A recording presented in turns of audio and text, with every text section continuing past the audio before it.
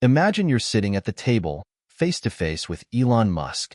You've got the world's attention, but you're not a seasoned CEO, a groundbreaking scientist, or a powerful politician. You're just an 11-year-old girl, and you've got something to say that could change everything. The room at SpaceX was filled with tension. Elon Musk, the man who had sent rockets into space and who was hell-bent on making humanity a multiplanetary species, sat at the head of a long, sleek conference table. Around him were some of the brightest minds in technology and environmental science, but none of them were prepared for what was about to happen. Hit subscribe and leave a comment with where you're watching from. This story might just spark a new beginning. What's one thing that always pushes you forward, even when things get tough? Emma Johnson, wearing a simple denim jacket and glasses too big for her face, stood at the front of the room. She was visibly nervous, shifting from one foot to the other, her hands clutching a tablet tightly. At just 11 years old, she was young enough to still have that childlike energy, but there was an intensity in her eyes that made her seem older than her years.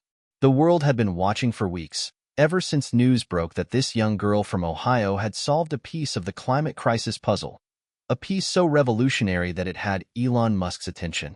But now, in the heart of SpaceX headquarters, the stakes were higher than ever.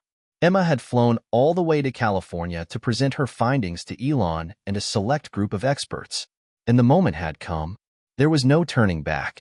"Miss Johnson, we've read your proposal," Elon said, his voice calm but his eyes sharp.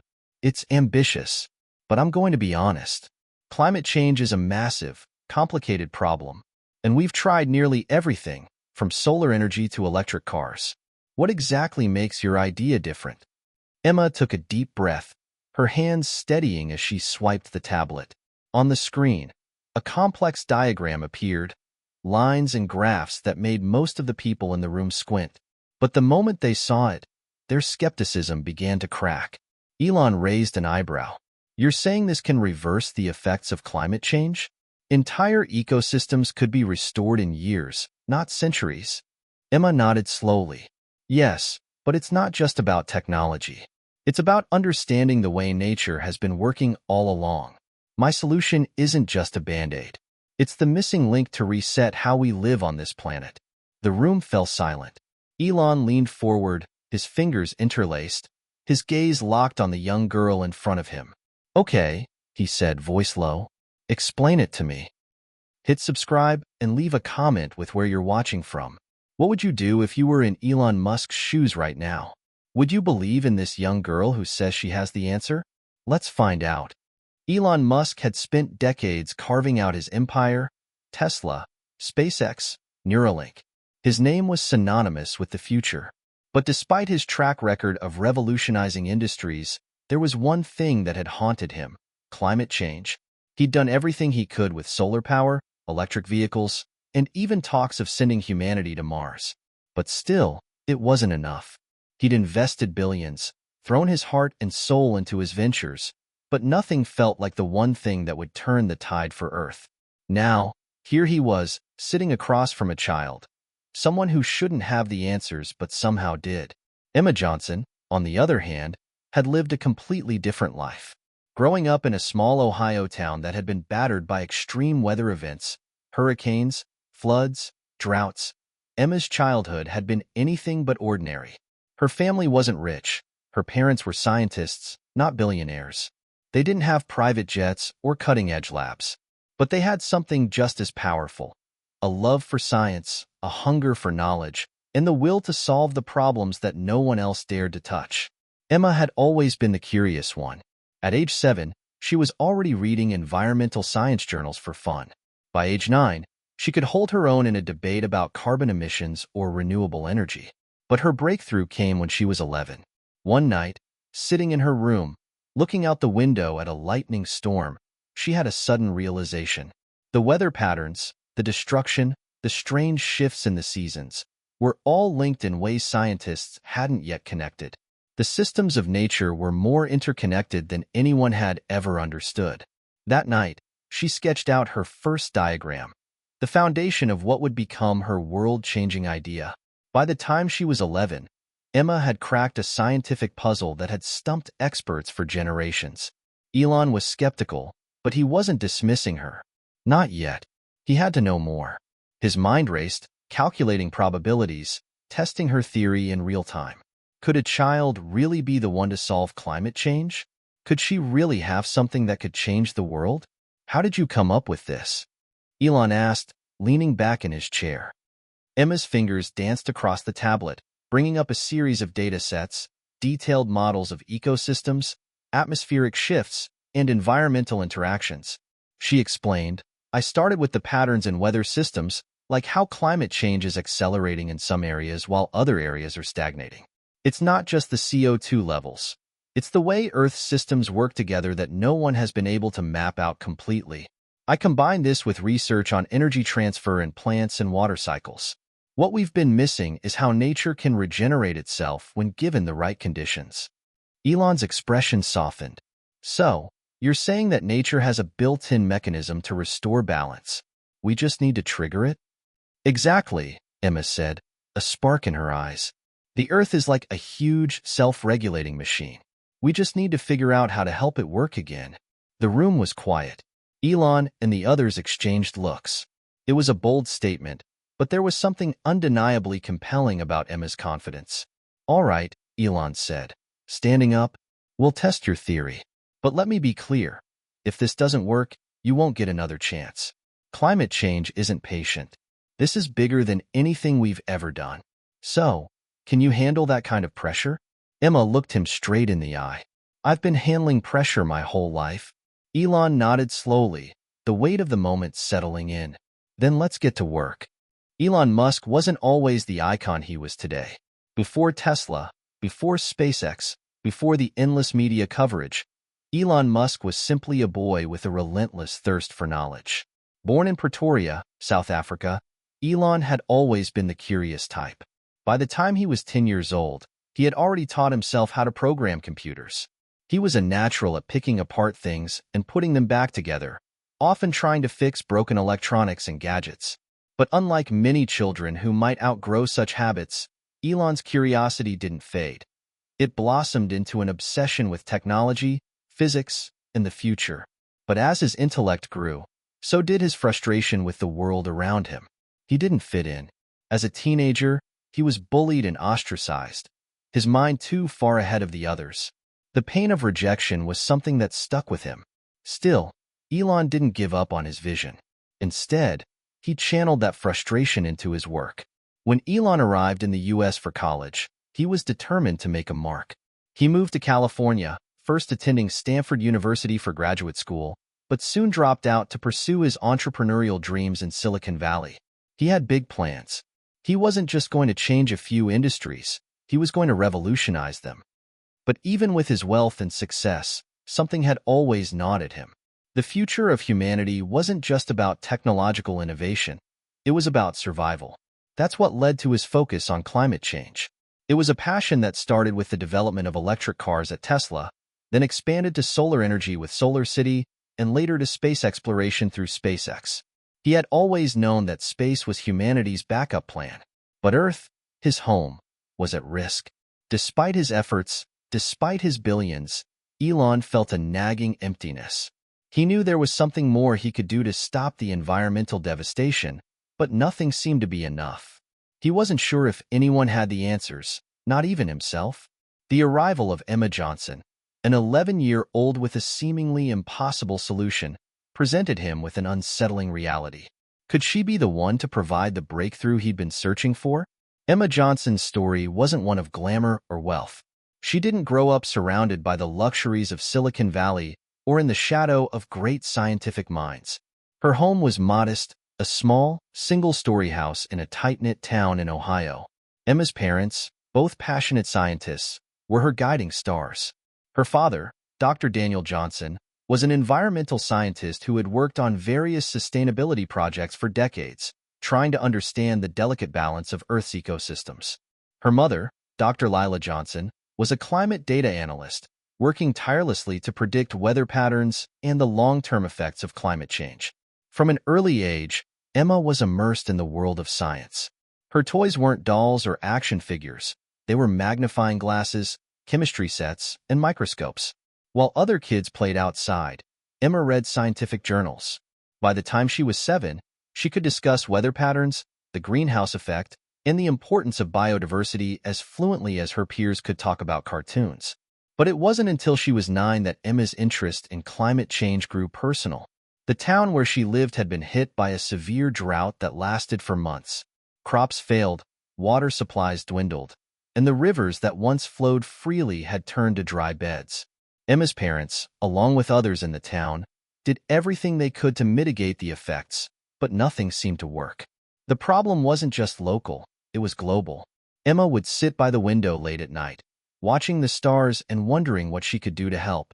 One night, she had a breakthrough. It wasn't something that came from a textbook. It was a realization that all the things she had learned up until that point, about weather patterns, about plants, about the balance of nature, could be pieced together into something bigger, something that no one had ever considered. That night, she sketched her first idea. The lines were messy, the calculations were incomplete, but there was something about her theory that felt right. The Earth, she realized, wasn't just a victim of climate change. It had an innate ability to heal itself if only the right conditions were created. If humans could stop pushing nature to its limits and instead provide it with the right tools, the environment could begin to regenerate. Over the next 2 years, Emma worked tirelessly. She began to refine her theory, testing it against existing climate data. By the time she was 11, she had something substantial, something so powerful it would change everything. Her discovery wasn't just theoretical, it was practical. She had developed a method that would allow ecosystems to self-regulate, harnessing natural processes like photosynthesis, carbon sequestration, and water cycles in ways never seen before. The implications were enormous. Her solution could reverse decades of damage and help Earth heal at a faster rate than any technology currently available. At first, Emma didn't know how to share her discovery. Who would believe her? After all, she was just a kid, right? But when a local university professor, Dr. Mark Harris, heard about Emma's theory, he took her seriously.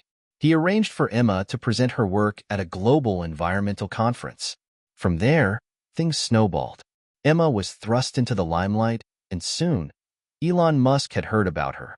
Emma's meeting with Elon Musk was more than just a professional encounter. It was a clash of ideologies, of experience versus raw, untapped brilliance. As the young girl explained her theory to the group, Elon remained calm, listening intently. But his mind raced, testing her claims against everything he knew about climate change. He had been to conferences, read thousands of papers, and seen the best scientists in the world present ideas. Could this 11-year-old really have something they hadn't already tried? Could she have a solution that even he, with all his resources, hadn't been able to find? The scientists in the room whispered among themselves, exchanging skeptical glances. They had seen many grand ideas fall apart before. But Elon, despite his doubts, saw something different in Emma. There was a certainty in her eyes, a passion that could not be ignored. Elon leaned forward. I need to know how this works. If it's true, it could change everything. But it's big. It's complex. Are you ready for the pressure that comes with it? Emma met his gaze. I've been ready my whole life. For the first time in a long time, Elon Musk felt a spark of hope. It wasn't in his usual world of rockets and technology. It was in the unlikeliest of places, an 11-year-old girl from Ohio who might just have the answer to one of the world's biggest crises. The conference room at SpaceX was cold and clinical. Even the soaring glass windows, which offered sweeping views of the California landscape, seemed distant and detached, as though they were meant to keep the world out. Inside, a long rectangular table sat at the center of the room, with Elon Musk at its head, flanked by his closest advisors and a handful of the world's top scientists. Emma Johnson, still in her oversized denim jacket, stood nervously at the opposite end, her tablet clutched tightly to her chest. The moment was surreal. It wasn't just the immense pressure of being in a room full of people who had shaped the future of technology. It was the weight of the world that seemed to hang over her shoulders. After all, she was 11 years old, and she was about to pitch an idea that could change the trajectory of human history. Elon Musk looked at her, his piercing eyes scanning her face, searching for any sign of doubt. He was used to dealing with scientists, engineers, and experts in various fields. But this was a new challenge. Could an 11-year-old girl really hold the key to solving climate change? Could the solution be so simple, so revolutionary, that it had escaped the best minds of the generation? "You've got 5 minutes," Elon said, his voice steady but with an underlying tension. "Tell us what you've got, Emma." Her breath caught in her throat. She wasn't used to the spotlight. But this wasn't about her. It was about the future of the planet. Taking a deep breath, Emma stood taller. She clicked on her tablet, and the screen came alive with charts, equations, and data points that seemed to defy logic. "Here's the thing," Emma began, her voice steady despite the nerves churning inside. "We've all been focusing on the wrong thing. Reducing emissions, cutting down on carbon. We've been chasing the symptom, not the disease. The problem isn't just the greenhouse gases or pollution. It's the fact that we've disrupted Earth's natural systems. If we can restore the balance that's been lost, we don't need to just fight climate change. We can reverse it." Elon raised an eyebrow, and the others in the room exchanged skeptical looks. Reversing climate change? It sounded too good to be true, especially coming from a child. But Emma wasn't done. "I'm not saying we can fix everything overnight," she continued. "But I've come up with a way to reintroduce natural processes, things that have been in place for millions of years, that we can use to restore our ecosystems. Think of it like a reset button for Earth. But it's not just about planting trees or cleaning oceans. It's bigger. It's about creating the conditions for nature to heal itself." A murmur rippled through the room. The scientists leaned forward, intrigued. They had seen many grand ideas before, but there was something different about this one. It wasn't just theoretical, it was practical. And while some of them were still unsure, they couldn't dismiss Emma's passion. "You're suggesting that we've missed something fundamental in our understanding of the planet's systems?" one of the senior scientists, Dr. Liu, asked, pushing his glasses up his nose. "Exactly," Emma replied. "We've been treating the Earth like it's broken, like it's a machine that needs fixing. But what if we've been looking at it all wrong? What if Earth isn't broken at all? It's just been forced to adapt to unnatural conditions. If we can bring those conditions back to equilibrium, nature will do the rest." Elon was silent for a moment, his fingers tapping rhythmically on the table. He was a man who had taken on space exploration, renewable energy, and artificial intelligence, but this was different. Emma's idea was so simple, so elegant in its execution, that it almost sounded too good to be true. "All right," Elon finally said, his voice calm but with a hint of uncertainty. "This sounds like a lot to take in, but let's put the theory to the test. We'll need to see hard data, practical models, and a proof of concept. If you're serious about this, we need to take it to the next level. Are you prepared for that?" Emma hesitated for a fraction of a second. Then she nodded, determination in her eyes. "I'm ready." For the next few weeks, the world's attention shifted toward this young girl from Ohio and the bold claim she had made. Emma's solution, though still in its early stages, was causing a stir in scientific circles. Some were fascinated, others skeptical, but Elon Musk, despite his doubts, decided to back her. SpaceX, Tesla, and a coalition of the world's leading environmental scientists were now part of an ambitious experiment to test Emma's theory. While Elon and his team worked on the technical aspects, Emma dove deeper into her research, refining her model, running simulations, and preparing data that could withstand the scrutiny of the world's brightest minds. As her theory gained traction, Emma found herself juggling the demands of the scientific community, the media, and the pressure of being a child prodigy thrust into the spotlight. But even with all the attention and the weight of the world on her shoulders, Emma couldn't help but feel a twinge of fear. She wasn't just presenting an idea. She was presenting the hope of millions. What if it failed? What if she was wrong? One afternoon, Emma sat at her desk, staring at the array of numbers on her computer screen. Her father, Dr. Daniel Johnson, walked in quietly. He had always been her rock, her mentor, and her biggest supporter. But even he had doubts. "How's it going, kiddo?" he asked gently, sitting next to her. "I don't know," Emma admitted, pushing her hair behind her ear. "What if it doesn't work? What if I'm wrong?" Her father smiled softly. "Emma, you're not wrong. You found something important. But remember, Even the best ideas don't always work the first time. It's not about being perfect. It's about learning, adapting, and keeping going. Emma nodded, her eyes refocused. Her father's words gave her the confidence to push forward, despite the pressure mounting around her. Meanwhile, Elon Musk, though publicly optimistic, was having his own private doubts. He had always trusted in technology, in data, in science, but this was different. Emma's idea wasn't based on any proven technology or established scientific principle. It was based on something far more intangible, nature itself. As the weeks went on, Elon found himself more intrigued than he cared to admit. He had attended countless meetings with world leaders and environmental experts, but there was something about Emma's approach that felt right. She wasn't bogged down by the usual red tape or political posturing. She simply saw the world as it was and figured out how to fix it. But despite his growing respect for Emma, there was still a deep uncertainty in Elon's mind. What if the media was hyping this up too much? What if they were all just chasing a pipe dream? As the tension built, a new voice entered the conversation. Someone who might just have the answers Elon needed. Dr. Claire Simmons, a world-renowned environmental biologist, had been keeping an eye on Emma's progress. Known for her skepticism, but also her ability to cut through the noise, Dr. Simmons had decided to meet with Emma directly. Her arrival sent ripples through the team. Dr. Simmons had a reputation for being blunt and critical, but she was also one of the foremost experts on Earth's ecosystems.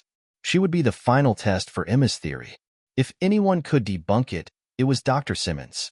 Emma, though nervous, was determined to prove herself. The next step was clear. Win over Dr. Simmons, and the world would finally have a solution. It was the moment of truth. The team, assembled in a state-of-the-art lab at SpaceX headquarters, was ready to begin testing Emma's climate restoration theory. The lab was filled with scientists, engineers, and advisors, all prepared for what promised to be a groundbreaking experiment. Elon Musk, though outwardly composed, was feeling the weight of the situation. He wasn't just backing another innovation. This time, he was staking his reputation on the future of the planet. "All right, everyone," Elon said, standing at the head of the room, his eyes scanning the gathered crowd.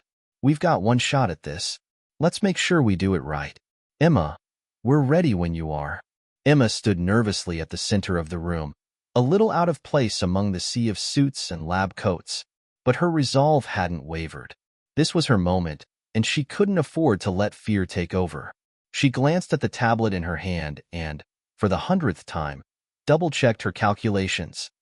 Behind her, the massive screen flickered to life, displaying a simulation of Earth's ecosystems, forests, oceans, and skies, all intricately connected through a web of natural cycles.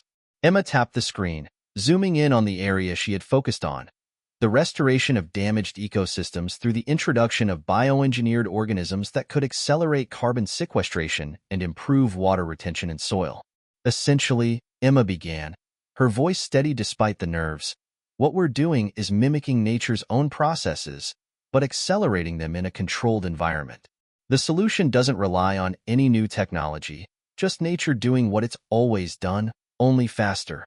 Elon and the rest of the room watched intently as Emma walked them through her model. Her solution wasn't just about planting more trees or using drones to spread seeds. It was about creating an ecosystem within an ecosystem. Her design utilized carefully chosen plant species and microorganisms that could work in harmony to restore soil health, increase biodiversity, and, most importantly, capture vast amounts of atmospheric carbon. These organisms would function as a self-sustaining system, allowing the environment to heal and regenerate on its own, much like how rainforests naturally maintain their balance. For a while, the room was silent. The scientists exchanged glances, some impressed, others unconvinced. The idea was bold, perhaps too bold. Could Emma's theory really work in the real world? Or was this just another idealistic vision that would crumble under scrutiny? "Elon," Dr. Liu spoke up, "we need to be sure that these organisms won't upset the local ecosystems. If this is going to work, the balance has to be perfect. One wrong move, and we could make things worse, not better." Elon nodded. "Exactly. This isn't just about proving that Emma's idea works on paper. It's about ensuring that it's viable on a global scale. If we mess up the testing phase, we could have irreversible consequences. Emma took a deep breath and turned to face the group. I've accounted for that, she said, a quiet confidence in her voice. These organisms are designed to work symbiotically with the existing environment.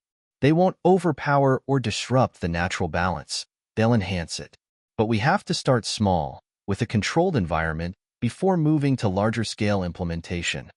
Elon gave her a long, thoughtful look. There was a flicker of doubt in his eyes, but it was quickly replaced by something else. Curiosity, perhaps even hope. All right, he said finally. Let's begin the testing phase. Dr. Simmons, you and your team will lead the trial. Emma, we're going to rely on you to make sure the data holds up. A few weeks later, the team stood in a remote part of the Amazon rainforest, hundreds of miles away from civilization.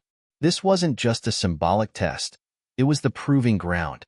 Here, in one of the world's most vital ecosystems, they would introduce Emma's solution on a small, controlled plot of land. Emma stood at the edge of the plot, her heart racing. It was one thing to run simulations and prove a concept with theoretical data. It was another to see it in the real world, where nature had its own rhythm and unpredictability. She looked up at the towering trees of the Amazon, their dense canopy blocking out much of the sun.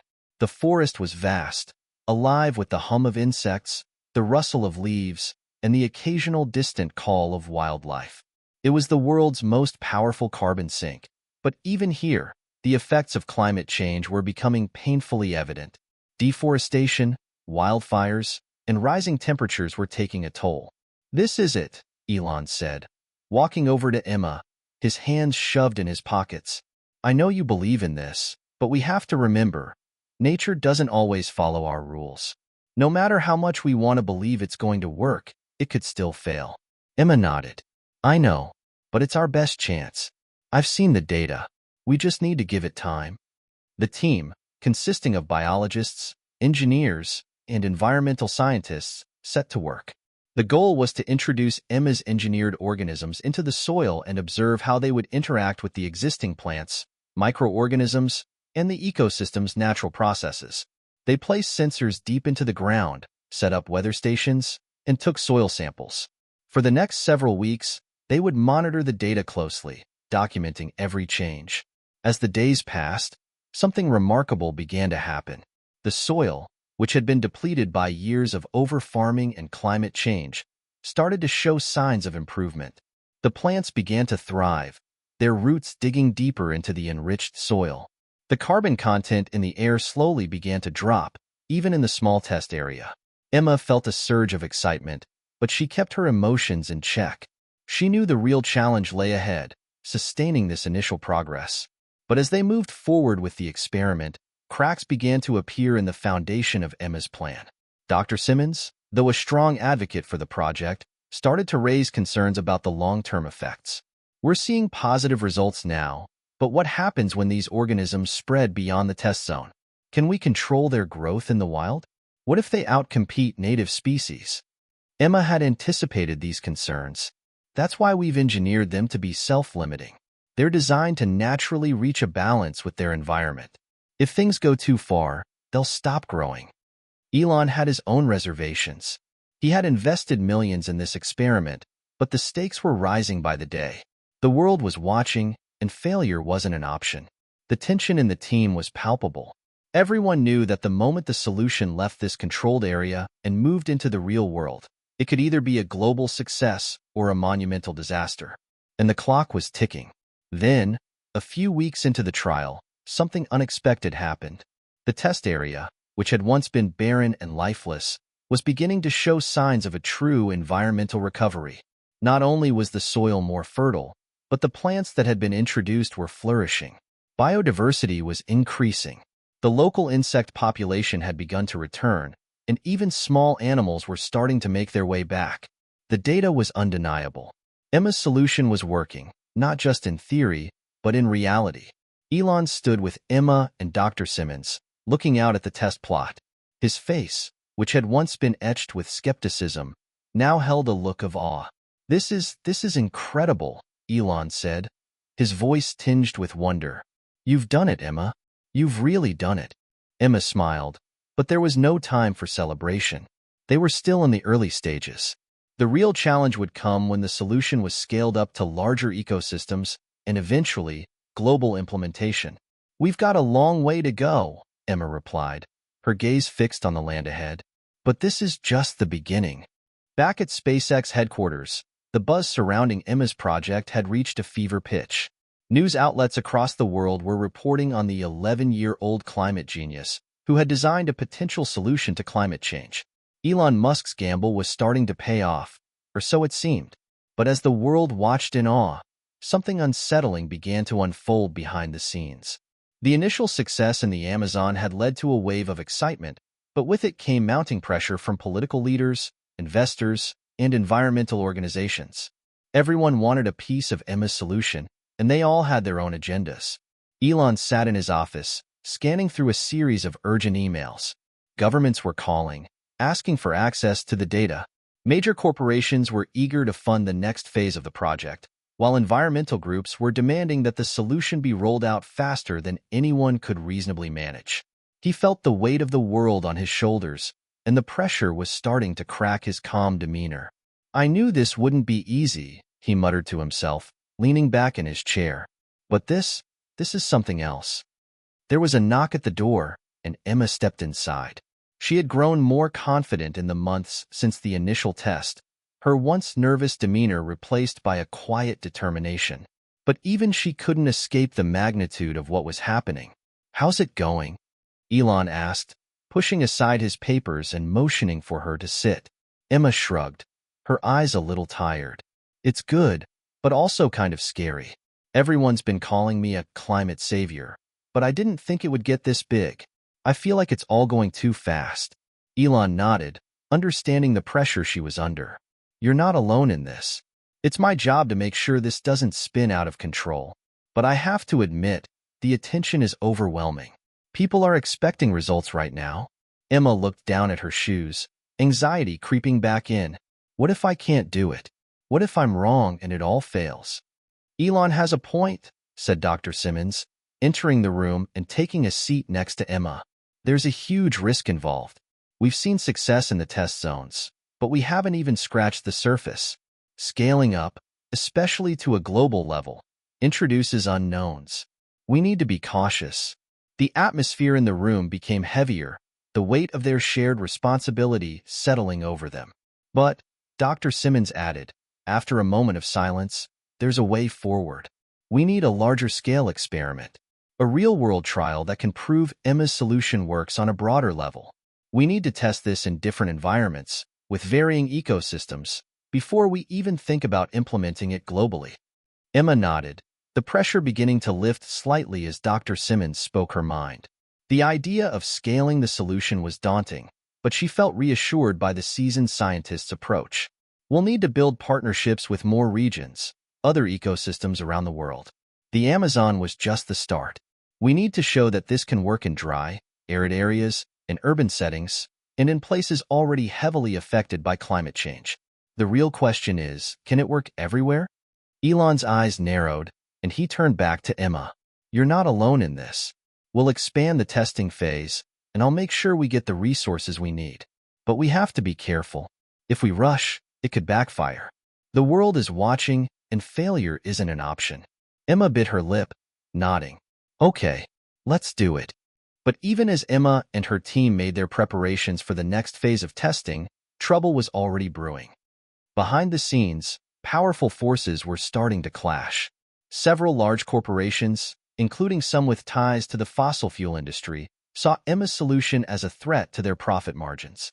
If her method was successful, it could disrupt everything from agriculture to energy production, and they weren't going to let that happen without a fight. A well-organized campaign of doubt began to emerge, questioning Emma's solution at every turn. Some critics called it too theoretical, while others claimed that the engineered organisms might inadvertently cause ecological damage. The media, ever hungry for drama, picked up the narrative, and soon, Emma's miracle cure was being painted as a risky experiment with no guarantees. In a high-profile interview on a popular news network, one of the top scientists who had initially supported the project suddenly voiced concerns. This idea is far too simplistic, the scientist said, shaking his head. Emma Johnson's solution doesn't account for the full complexity of our ecosystems. It's an oversimplification of climate change. If we're not careful, we could end up doing more harm than good. Elon watched the interview in disbelief, his frustration mounting.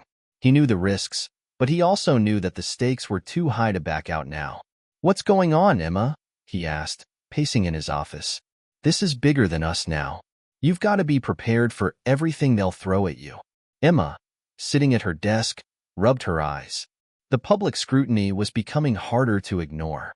The online forums, the social media posts, everyone had an opinion. Some believed in her, while others questioned whether an 11-year-old could really understand the complexities of the planet's ecosystems. "I don't know," she said, her voice cracking a little. "I thought this would be easier, but now everyone's fighting over it. Some of them want to use it for political reasons, others want to make money off it. And then there are the people who just want to tear it down because they're afraid it will change everything." "You're not wrong," Elon said, his tone more somber than usual. "You've tapped into something that could change the world. But change doesn't come easy. The more powerful the idea, the more opposition it will face." At that moment, Emma made a decision. She couldn't let the naysayers define the future of her work. She couldn't afford to be intimidated by those who wanted to profit from climate destruction or those who sought to suppress real progress for the sake of convenience. She stood up, determination flashing in her eyes. "I'm not giving up. I know this works. We've seen it. I've seen it. And I'm not going to let people tear it down just because they're scared of what it means." Elon, looking at Emma with a mix of admiration and pride, nodded. "I've got your back. Let's make sure the world knows the truth." In the days that followed, the team began laying the groundwork for the next phase of testing. They started gathering data from ecosystems in Africa, Australia, and the Middle East. Each test would be different, with unique challenges. Would Emma's solution work in arid deserts, where water scarcity was the biggest concern? Could it help restore biodiversity in urban areas, where pollution and habitat destruction were rampant? Elon and Emma worked closely together, their bond growing stronger as they navigated the increasingly difficult waters of global politics, media scrutiny, and scientific skepticism.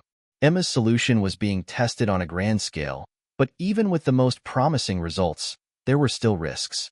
Every day brought new challenges.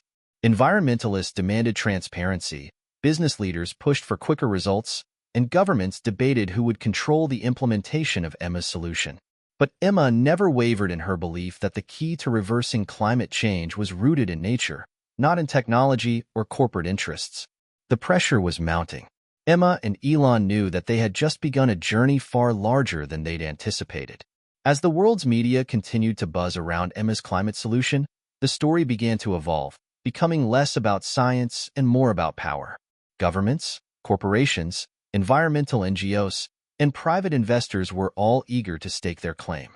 And with each new voice added to the mix, the question of control loomed ever larger.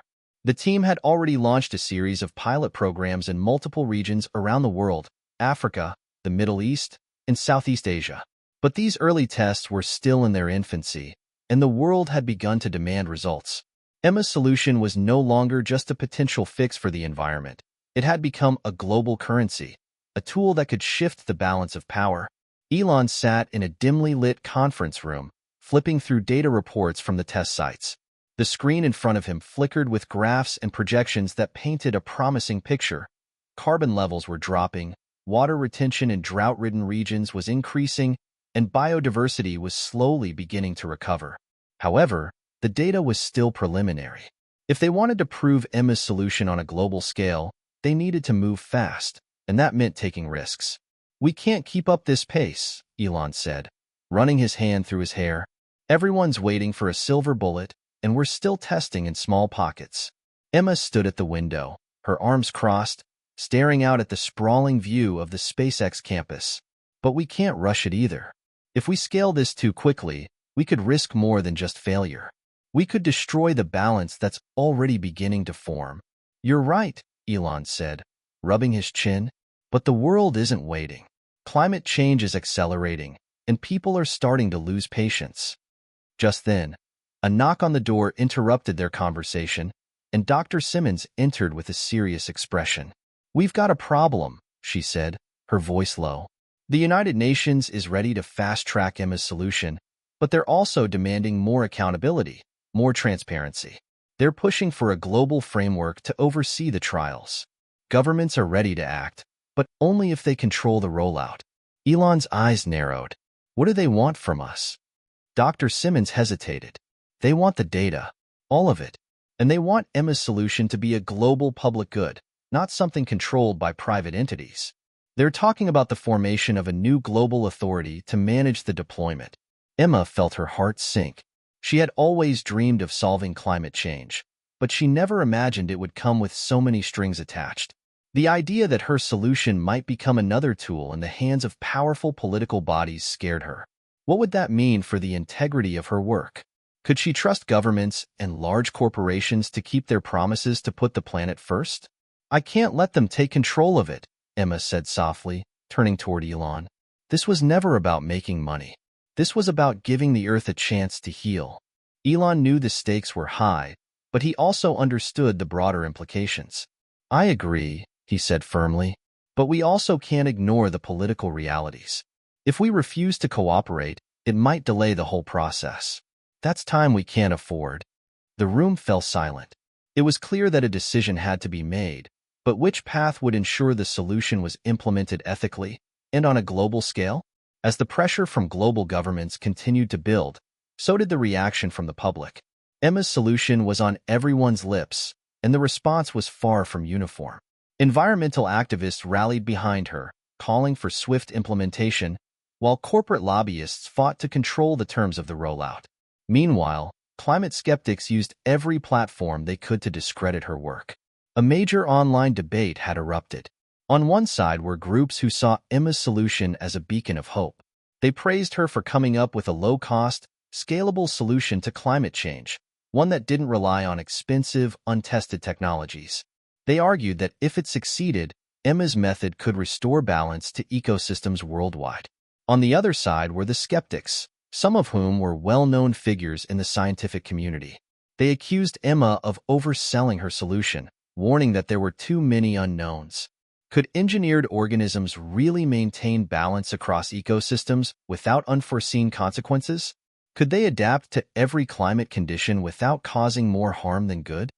Elon found himself in the middle of it all, having to defend Emma's solution while navigating the increasingly complex political terrain.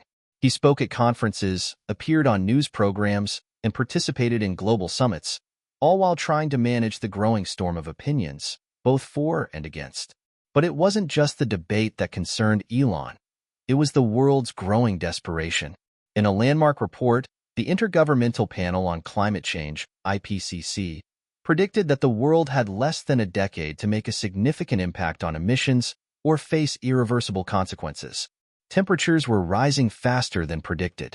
Natural disasters were becoming more frequent and severe. The need for action was urgent. Every minute spent in debate felt like another nail in the coffin of the Earth's future. As the media storm continued, Emma found herself increasingly isolated.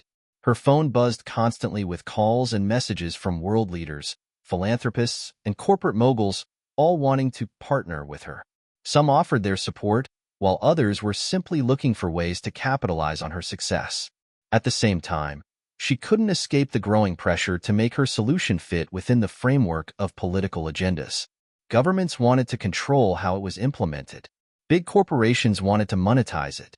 Environmental groups wanted it to be used exclusively for the planet's well-being. Emma didn't know who to trust anymore. Sitting in a quiet corner of her room, Emma looked at the global map that Elon had given her. Pins marked the regions where tests were underway, each one representing a different challenge. There were successes, but there were also setbacks. Some areas showed promising results, while others were stalling due to environmental factors or political resistance. There were regions that were difficult to access or had yet to receive the support they needed to scale up. What did it mean to save the planet when the entire world was fighting over control? Emma thought about the rainforest she'd visited months ago, the first place they had introduced her organisms. It had been a pristine moment, a glimpse of what could be. But now, that purity was being tainted by power struggles and ulterior motives. Was her solution really going to help the world? Or would it become just another commodity, used to serve those who had the most influence? The following day, Elon called Emma into his office. The air in the room felt thick with tension. "We need to make a decision," Elon said, his voice more serious than ever. "The governments want to take control of the solution.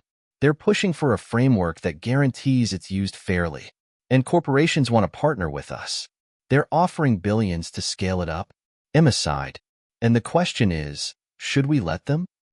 Elon nodded. "I can't answer that for you. But I think you know what's at stake. If we don't play ball, we risk losing it all. If we do, we're giving up some control." "Control," Emma repeated. "That's what it always comes down to." "Exactly," Elon said, leaning forward. "But if we're going to change the world, we have to make sure the right people are in charge. Not just governments or corporations. People who truly care about the planet." Emma took a deep breath. It was time to make the hard choice. She couldn't let the world burn just because of politics. She couldn't let her solution be hijacked by those who wanted to profit from it. "Then let's do it," Emma said, her voice steady. "But we'll make sure it's for the planet. Not for power. Not for profit. We'll lead it from the front." The world's attention was fixed firmly on Emma Johnson and her solution to climate change. The media blitz had transformed her from a young, curious girl to an international figure, hailed as the savior of the planet. Or, as her critics would have it, a naive idealist in over her head. But as the debates raged on, one thing became clear. The solution that could save the world was also dividing it. At a United Nations summit, representatives from 193 countries gathered, each eager to discuss how they could harness Emma's discovery for their own benefit. The stakes had never been higher. In the vast meeting halls, leaders exchanged whispers, political deals were made behind closed doors, and alliances were formed, all with one common goal: control. Emma, who had once felt so certain that her solution was simply about helping the Earth, was now faced with an entirely new reality. Governments wanted to ensure that her solution was rolled out under their terms, so they could control its impact on their economies. Corporations, big oil, agriculture, and tech giants saw an opportunity to profit, whether through licensing fees, patents, or proprietary data. Environmental NGOs demanded that her solution be deployed strictly as a non-profit, accessible to all nations regardless of their economic standing. Emma couldn't help but feel overwhelmed. This wasn't the world she imagined when she first started on this journey. It was a world of backroom deals, shifting allegiances, and high-stakes politics. She and Elon sat together, watching a live feed from the summit. Emma could see the determined expressions of the world's leaders, each waiting for the final word on how her solution would be rolled out. And while some seemed genuinely interested in solving the crisis, others were merely looking to safeguard their national interests or corporate bottom lines. "This isn't what I thought it would be," Emma murmured, her voice quiet with concern. Elon, who had been silent for most of the meeting, finally spoke. "You can't expect anything else. Power and money are always involved when it comes to something this big. But that's why we have to stay vigilant. We can't let them twist this into something it's not." Emma looked at him, her brow furrowing. "But how? It's like everyone wants a piece of me. I didn't create this to be a tool for political games. It's about saving the planet, not this." "I know," Elon said, his voice firm, "but you're not alone. You've got us. And together, we're going to make sure the right people benefit from this, not the ones looking to exploit it." Despite Elon's reassuring words, Emma felt a growing unease. The global spotlight was shining too brightly on her, and with each passing day, the pressure to deliver, on someone else's terms, grew heavier. In the following weeks, the trials continued across various regions. The data was coming in steadily, and the results were undeniably positive. The engineered organisms were thriving in some of the world's most challenging environments, regenerating ecosystems in arid regions, cleaning polluted water sources, and improving biodiversity in urban spaces. The promise of Emma's solution was becoming undeniable, but as the world took notice, the cracks in the system began to show. A major oil company approached Emma and Elon with an offer: fund the next phase of development in exchange for exclusive rights to deploy the solution in certain markets. It was an offer that could give them the resources to scale rapidly, but one that would undoubtedly come with strings attached. Elon and Emma sat in the conference room, staring at the proposal. "They'll never let us use it in the developing world if we sign this," Emma said, shaking her head. "And we can't let that happen." "I agree," Elon said, tapping his fingers on the table. "The solution needs to be open. It needs to be universal. If we let them control it, they'll lock it up behind paywalls and restrictions." Emma looked up, determination settling in her chest. "Then we turn them down." Elon looked at her for a long moment before nodding. "It's not going to be easy, but I think you're right. We need to make this work for everyone, not just the ones with the most money." The decision was made. They would turn down the corporate offer and find a different way to fund the next phase. A harder way, but one that preserved the integrity of Emma's vision. They would continue working with governments and NGOs, with the promise that the technology would be accessible to all nations, no matter their economic standing. But even as they made this choice, they knew that the global game was shifting, and the forces they were up against were far more powerful than they could have imagined. As Emma and Elon pushed forward with their vision, the resistance began to grow. The oil industry wasn't the only one feeling threatened. Other sectors, from agriculture to energy, saw Emma's solution as a challenge to their profits, and they weren't going to let that slide. Behind the scenes, a coordinated campaign was launched to discredit her work. Media outlets began to run stories questioning the safety of the engineered organisms. Could they truly survive in the wild without causing unintended consequences? Were there risks to human health? Was this just another greenwashing effort designed to pull the wool over the public's eyes? At the same time, hackers launched cyberattacks on the data servers hosting Emma's research. They flooded the systems with fake data, trying to create the illusion of failure. Social media influencers, many paid by corporate interests, launched smear campaigns to turn public opinion against her. Emma spent countless hours reading the posts, watching the attacks unfold online, and seeing the misinformation spread like wildfire. The world that had once hailed her as a climate hero was now beginning to question whether she could really be trusted. "Elon, they're coming for us," Emma said one evening as they sat in his office, the glow of the computer screens illuminating their faces. "They're questioning everything now. They've found the weaknesses." Elon was staring at the latest news, his face hardening with frustration. "We expected this. It's always been the way when someone threatens the status quo. But it doesn't change anything. We know the truth. We just have to stay focused on that." Emma took a deep breath, trying to stay grounded. "I'm scared, Elon. What if they're right? What if it does go wrong? What if it's all too much for us?" "Elon's right," Dr. Simmons said, entering the room and sitting beside Emma. "We've tested this extensively. The solution works. What they're trying to do is plant doubt. They're trying to make people second-guess us so they can gain control of the process. But we've got the data. We've got the science. And most importantly, we have the will to see this through." Emma nodded, though doubt still lingered in her heart. There were too many variables, too many forces pulling in opposite directions. But one thing remained clear. She couldn't give up now. "Let's do it," she said quietly, her voice resolute. "Let's push forward. For the planet. For everyone." The road ahead was going to be long and fraught with challenges. But Emma and Elon were resolved to make sure the solution remained true to its original purpose, saving the planet. They would work together, with the support of their team, to fight against the tide of political maneuvering, corporate greed, and public skepticism. And even though they knew the forces they were facing were powerful, Emma understood now more than ever. The fight for the future of the Earth wasn't just about technology or science. It was about ethics. It was about ensuring that the solution wasn't hijacked, that it remained a tool for healing the planet, not for profit or power. As the next phase of the solution rolled out across the globe, Emma stood firm. The weight of the world's expectations rested on her shoulders, but with every challenge she faced, she felt more prepared. The world had no idea what was coming, but Emma was ready to lead them. Emma couldn't sleep. Every time she closed her eyes, images of the future flashed before her. Visions of the world she hoped to create with her solution and the storm of resistance that was threatening to destroy it. The weight of the world's expectations was a heavy burden on her shoulders, but it wasn't the pressure that kept her up at night. It was the nagging feeling that something was wrong. Something had shifted. She just couldn't place it.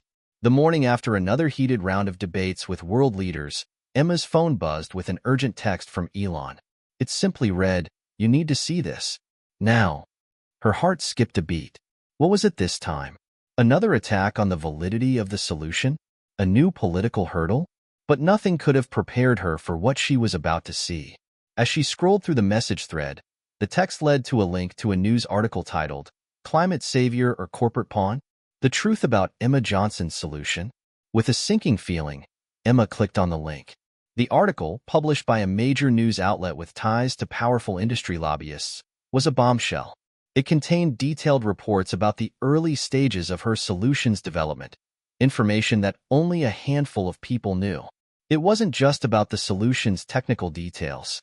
The article painted a picture of Emma's early discussions with corporate giants, discussions that had been private, confidential. It suggested that Emma, in her naivety, had made compromises with corporate interests long before she realized the scope of the issue. The worst part? It included excerpts from internal emails, some of them seemingly showing that her team had been negotiating with large oil and tech companies about integrating their technologies into the global rollout. Emma's stomach twisted. How had this information gotten out? And who was behind this leak? She immediately called Elon. The phone rang twice before he picked up. "What the hell is going on, Elon?" Emma demanded. "How could something like this leak?" "I don't know," Elon replied, his voice grim. "I'm just as shocked as you are.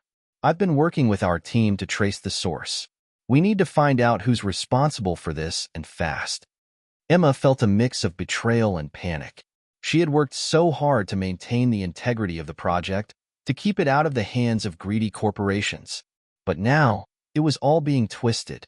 The press was framing her as a puppet, someone who had been used by corporate interests to push their own agenda. "What do we do now?" she asked, trying to steady her breathing. "We fight back," Elon said, his voice sharp with determination. "We release our side of the story. We make it clear that these leaks are taken out of context. You have to stay strong, Emma. This is a direct attack on everything you've worked for, and we won't let them win." Emma hesitated. She wanted to believe in their ability to fight back. But the damage was done. The news cycle had already latched onto the narrative of betrayal, and every minute that passed, the weight of it grew heavier.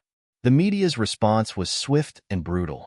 Social media exploded with questions about Emma's integrity. Was she truly working for the greater good? Or was she just another pawn in the hands of the world's most powerful industries? Twitter feeds and comment sections were filled with outrage, as accusations of greenwashing and corporate manipulation dominated the conversation. Is Emma Johnson just another billionaire's puppet? One trending tweet read, followed by thousands of retweets. Let's take a step back. How much of Emma's breakthrough is really her own, and how much of it was built on corporate money? Another user posted. Emma's phone rang constantly, but she ignored the calls. She couldn't face it, not yet. The betrayal cut deep, especially knowing that the leaks had come from someone within her own circle, someone she trusted. The next day, after a sleepless night, Emma met with her core team to address the crisis. Elon was already there, his face a mask of calm determination. But it was Dr. Simmons who caught Emma's attention. Dr. Simmons had been a trusted ally throughout the entire project. She had worked side by side with Emma from the very beginning, helping to design the system and overseeing the research. Emma had always believed in her loyalty, but now there was something off about her. She seemed too composed, too detached, as though the scandal didn't affect her at all. As the meeting went on, Emma's suspicions only grew. Dr. Simmons wasn't speaking as much as usual, and when she did, her tone was oddly neutral. She wasn't offering solutions or fighting for Emma's vision. She seemed distant. After the meeting ended, Emma pulled Dr. Simmons aside. "Is there something you're not telling me?" she asked, her voice low. Dr. Simmons avoided eye contact, her expression unreadable. "What do you mean?" "The leaks," Emma said, her voice tight. "This article, it's personal. It's too specific. Someone close to me had to be the one who shared that information. And I need to know who." Dr. Simmons stiffened. Emma, you know I would never. I want the truth, Emma interrupted, her voice cutting through the tension in the room. Who did this? Was it you? For a moment, the two women stood in silence. Emma's heart raced as she searched Dr. Simmons' face for any sign of guilt or fear. Then, as if a switch had been flipped, Dr. Simmons sighed, her shoulders slumping. I didn't want this to happen, she said quietly, but there were forces pushing from both sides. The corporations were offering more money, more resources than we could ever have imagined. I thought, maybe we could compromise. Maybe we could find a way to work with them without losing everything. Emma recoiled, the weight of the words crashing over her. You leaked it, she whispered, her voice trembling. You compromised everything we stood for. Dr. Simmons looked down at the floor, her face flushed with shame. I didn't think it would go this far. But I'm sorry, Emma. I didn't know who else to turn to. There's so much pressure. Everybody wants a piece of this, and it felt like the only way to survive. The betrayal hit harder than Emma expected.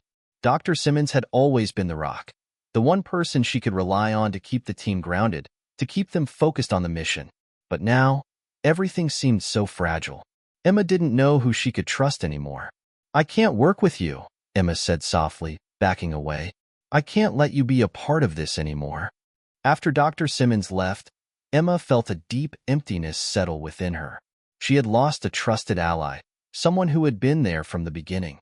But now, there was no turning back.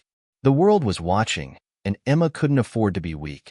With Elon's support, Emma decided to fight back. They would release all the data they had, uncensored, unedited, and show the world the truth. The leaks might have been damaging, but they weren't going to let the narrative be controlled by those who sought to profit from the crisis. We need to do it now, Elon said, his eyes hardening with resolve. We go public with everything. We show the world who's really behind this, those trying to pull the strings in the shadows. Emma nodded. She was scared, but she knew this was the only way forward. The world might be turning against her, but she wouldn't let them rewrite the story. With one last look at her team, now fractured, but not broken, Emma took a deep breath. This battle wasn't over. Not yet. The fallout from the betrayal was like a tidal wave crashing against Emma's life. Every day, the headlines grew more sensational, more distorted. Emma Johnson, greenwashing genius? Corporate puppet or climate hero? The whispers of doubt were louder than ever, and they were spreading faster than Emma could keep up with. But amidst the chaos, a small voice inside her refused to be silenced. The truth was on her side. The real story was about healing the earth, not manipulating the system for profit. Elon, as always, was the one person who could ground her. Despite the mounting pressure, despite the betrayals, he remained an unwavering source of support. Emma had almost lost hope, but now she was ready to fight back. The decision had been made. They would expose everything. The full data, the years of research, and most importantly, the details surrounding Dr. Simmons' involvement in the leak. It was time for the world to see who was truly trying to change things, and who was trying to destroy it for their own gain. The first step was clear. They had to hold a press conference. Not just a statement or an interview, but a full, transparent reveal. Emma would stand before the world and tell her side of the story. No more hiding. No more half-truths. The tension in the air was thick as Emma stood backstage, preparing for what felt like a battle. Her heart raced, and despite all the preparation, she couldn't help but feel like everything hinged on this moment. The doors to the stage opened, and she stepped out into the glaring lights of the cameras. The room was filled with reporters, journalists from every major outlet, and cameras from news agencies around the world. It was a sea of faces, some skeptical, some hostile, and a few who still believed in her. She took a deep breath, her gaze sweeping across the room before she stepped up to the podium. Thank you for being here today, Emma began, her voice steady but with an edge of emotion. I know the last few weeks have been difficult for all of us. It's been a time of uncertainty, doubt, and yes, betrayal. But I am here today to set the record straight. The murmurs in the crowd quieted, and Emma could feel the weight of their gaze on her. They were waiting for answers. I've spent the past several years working on a solution to one of the most pressing crises facing humanity, climate change. My team and I have developed a technology that has the potential to reverse much of the environmental damage we've done. It's been tested, it's been proven, and it works. But somewhere along the way, something happened.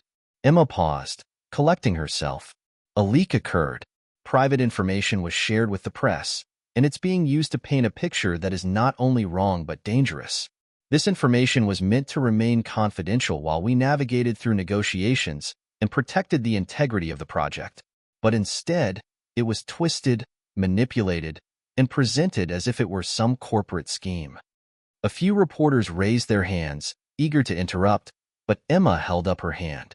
I'm not here to make excuses. I'm here to tell you the truth. She looked straight into the eyes of the camera, as if speaking directly to the millions watching her from their homes. This technology was never meant to be used for profit. It was never meant to benefit corporations. I created it to heal the planet, to give our future generations a fighting chance. And I won't let anyone take that away from us. As Emma spoke, she glanced at Elon, who was sitting just behind her, supporting her silently. This wasn't just her fight anymore. It was theirs.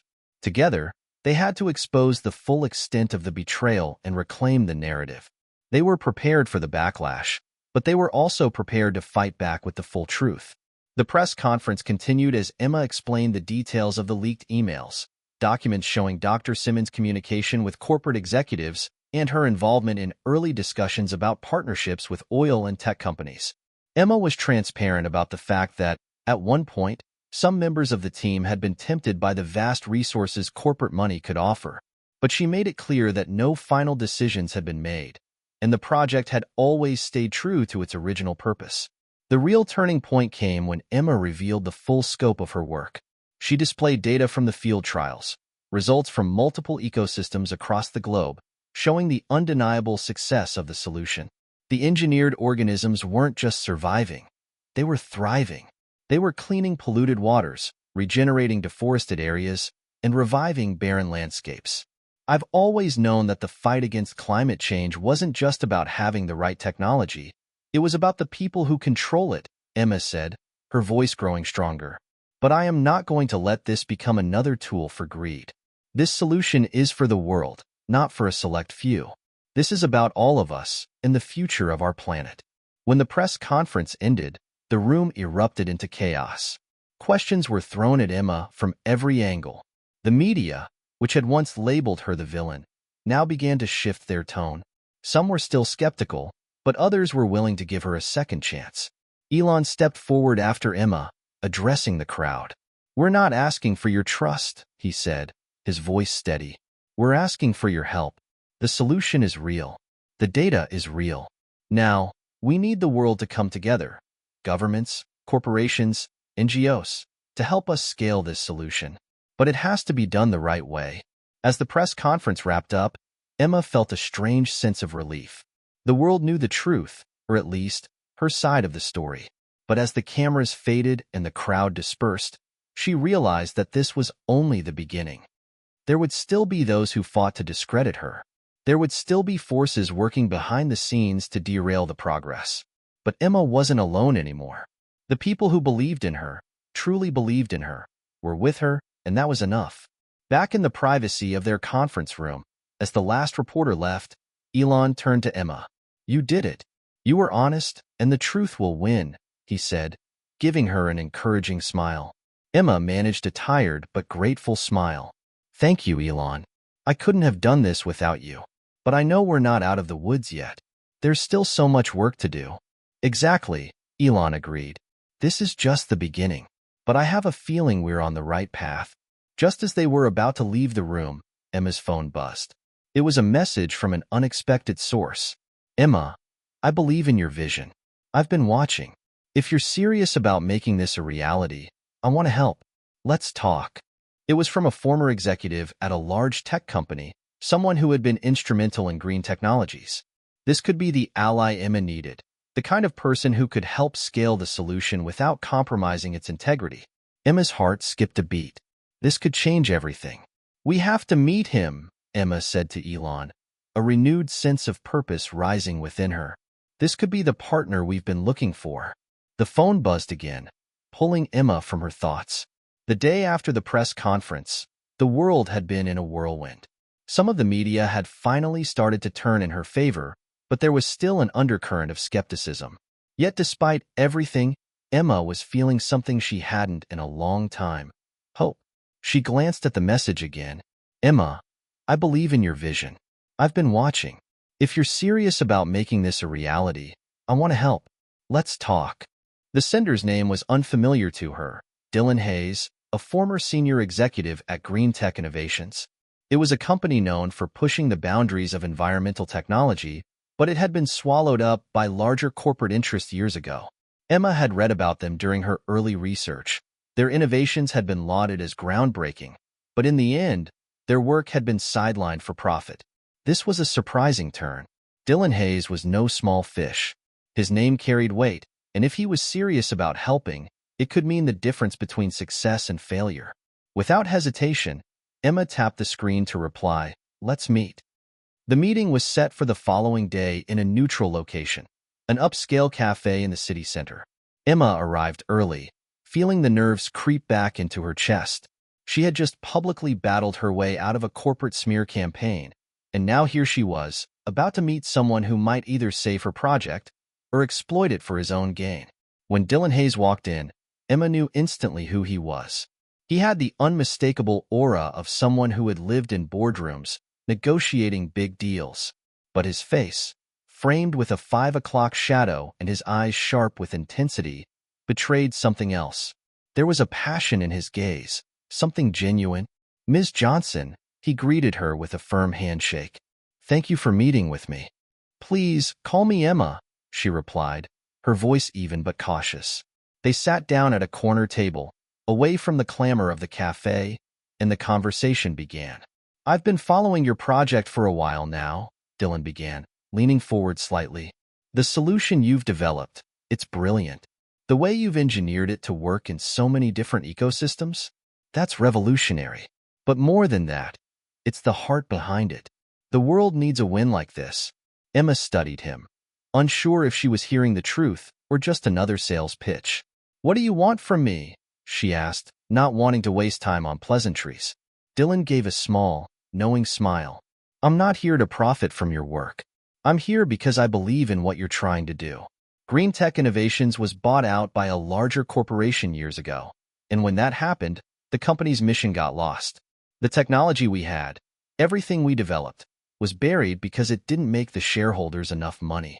"But you," he paused, as if weighing his words carefully, "you've got the potential to change everything, and I want to help you get the right resources to do that." Without selling out, Emma remained silent for a moment, processing his words. The offer sounded too good to be true. "I don't trust easily," she said finally. "There's a lot of people out there who claim to believe in what we're doing, but their endgame is always the same: control and profit." Dylan nodded, his eyes steady. "I understand. That's why I'm not going to push you for anything right away. No contracts, no promises. Let's talk about what you need, and then we can figure out if we're on the same page." Over the next few hours, Emma and Dylan exchanged ideas, technical details, and their respective visions for the future. Emma found herself slowly warming to him, not because of his assurances, but because he spoke with the same passion she felt about the project. His knowledge of environmental technologies was impressive, but more than that, he understood the value of keeping the mission pure, something Emma had been struggling with since the leak. "We don't need corporate strings attached," Dylan said as they neared the end of their conversation. "We need open-source collaborations. Think of it like this. If we share the technology with the world, we can create a network of independent researchers, activists, and organizations working toward the same goal. But we'll need the right partners, people who believe in the vision, not just the bottom line." Emma considered his words carefully. The idea of going open source was a radical one, but it felt right. The world couldn't afford more exclusive deals. This had to be a movement, not just a product. "All right," she said after a long pause. "I'm willing to give this a shot, but I need full transparency. No surprises." "Of course," Dylan agreed immediately, his voice firm. "If we're in, We're all in. Together. Emma felt a cautious optimism start to bloom. For the first time in weeks, she was beginning to believe that there was a path forward. But as Emma left the meeting, a new concern began to creep into her mind. While Dylan's offer was tempting, and he seemed genuine, she couldn't ignore the reality of the situation. He was still a businessman, a person who had worked in the corporate world for years. What was his endgame? Could she trust him? And more importantly, could she afford to take the risk? Elon had always been the voice of reason, and now more than ever, Emma needed his insight. She called him as soon as she was in the car. Elon, I met with Dylan Hayes from Green Tech. He seems to be on our side. But I'm not sure, Emma said, her voice filled with uncertainty. He's offering resources, connections, everything we need. But I'm worried about the strings that might come with it. Elon's voice was calm but pointed. I'm not saying you should trust him without thinking it through, but I've heard of him before. He's one of the few in that industry who actually cares about the mission. Green Tech was a casualty of the corporate machine, just like your project could have been if you'd taken their money. But he knows what it's like to fight that battle, and he's lost. He's got a lot to prove, and I think he genuinely wants to help. Emma sighed, feeling a little of the weight lift off her shoulders. I just don't want to be blindsided again. I've lost too much already. I get it, Elon said. But sometimes, the right allies come from the most unexpected places. If he's legit, and if you can keep the reins, this could be the break you need. Just remember, trust is earned, not given. The next day, Emma's team gathered to discuss their next steps. Dylan had made his intentions clear, and now it was up to them to decide whether they could afford to take this chance. The decision wasn't easy, but the growing momentum of their project, along with the continued media interest, made it clear that they couldn't afford to wait much longer. They agreed to proceed cautiously, meeting with Dylan's team to discuss the details of a potential partnership. The terms were clear: no corporate influence on the science, no exclusive deals, and no attempts to monetize the solution in ways that would hinder its accessibility. Emma was more determined than ever that her solution would remain free for all to use. It was the only way to guarantee that the Earth and its people would come before profit. As the meeting ended, Emma stood, looking at the faces of her team. They had been through so much together, and while there were still risks, they were united in their goal. Elon's right, Emma said. This is just the first step. We're not out of the woods yet, but if we can pull this off, the world will have a chance. A real chance. Hit subscribe and leave a comment with where you're watching from. This story might just spark a new beginning. What's one thing that always pushes you forward, even when things get tough? The days following Emma's meeting with Dylan Hayes were filled with anticipation. Her mind raced with the implications of his offer, and as her team met in their small office space, the gravity of the situation settled in. They were standing on the precipice of something monumental, an alliance that could either be their salvation or their downfall. Emma had spent years working tirelessly on the technology, pushing it to the limits of what science could achieve. Now, for the first time, the project had the chance to gain real traction. Dylan Hayes was offering them more than just resources. He was offering a chance to scale their solution globally. But the questions weighed heavily on her. Could they trust him? Was this really the opportunity they'd been waiting for, or just another trap in disguise? As she stared at the contract Dylan's team had sent over, pages upon pages of detailed legal terms, Emma felt a tightening in her chest. She'd read through every clause, every stipulation, trying to find the catch, but there was no immediate red flag. However, her instincts told her to dig deeper, to look beyond the words on the page. "All right, team," she said, folding the papers and placing them on the table. "We're not rushing into anything. We need to look at this from every angle. I don't care how good the offer looks. We're going to make sure we're not selling ourselves short." Elon, who had been quietly reviewing the terms with his usual analytical focus, spoke up. "We need to be very clear on one thing. This is a partnership, not a takeover. We're in control of the technology, not him. If he tries to pull the rug out from under us, we walk away." Emma nodded. She knew this better than anyone.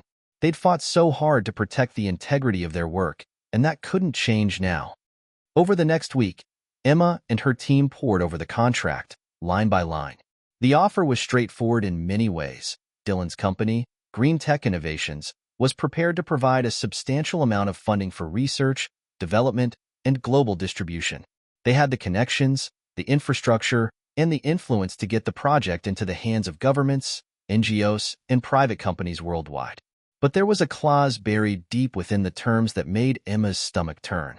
If the project achieved certain milestones, goals that, on paper, seemed attainable, the partnership would grant Dylan Hayes and his company exclusive rights to certain aspects of the technology. This was the very thing Emma had feared, a creeping control over the project. Even though Dylan had promised that no one would be able to own the solution, this clause hinted at something more insidious. "We need to renegotiate this part," Emma said, her voice firm. "There's no way I'm letting them get a stranglehold on our solution. If we go global, we need to ensure it stays open source. No exclusivity. No ownership clauses." Her team nodded in agreement. The idea of letting a corporation gain too much control over their groundbreaking work went against everything they'd built. Elon placed his hands on the table and leaned forward, his face serious. "I agree, but we have to be careful. If we push too hard, it could jeopardize the entire deal. Dylan's team won't back down easily." Emma's mind raced. She knew Elon was right. But if they compromised on these key terms, they could lose everything they'd fought for. "I'll speak to Dylan myself," she said, determination in her voice. "I trust him, but this can't happen. I'll make him understand." 2 days later, Emma and Dylan met again, this time in a sleek, modern office overlooking the city skyline. It was an entirely different setting from their first casual cafe meeting. The room felt colder, more corporate, and the stakes felt infinitely higher. Dylan greeted her with a polite handshake and a smile, but Emma could see the tension in his eyes. This was business, not a friendly chat. "Emma," Dylan began, settling into the leather chair opposite her, "I know this is a big decision for you, and I respect the hard work you've put into this. We're offering you the resources to bring this solution to the world.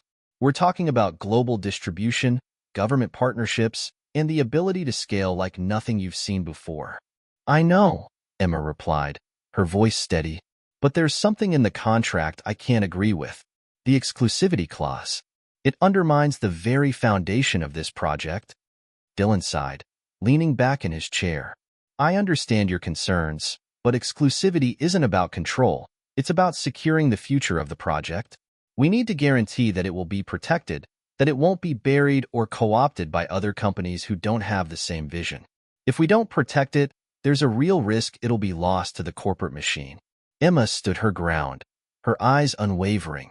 "The solution must remain open source. I've spent years developing this for the public good, not for private gain. If we allow anyone to monopolize it, we're no better than the people who tried to shut us down in the first place. I can't and won't agree to that." Dylan's expression softened slightly, but his voice remained firm. "Emma, you're not seeing the bigger picture. If we give you the infrastructure and resources you need, you can reach more people, scale faster. The technology will spread, and the mission will be more effective than you ever dreamed.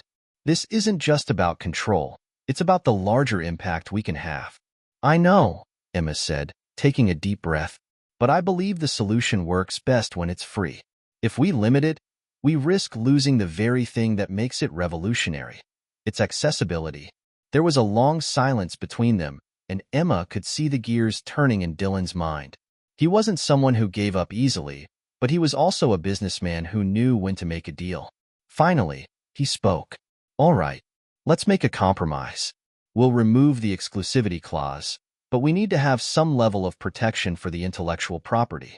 We'll ensure that no one can exploit the technology for profit, but we'll also allow for open distribution." Emma hesitated, thinking carefully about the offer. It wasn't perfect, but it was a step in the right direction.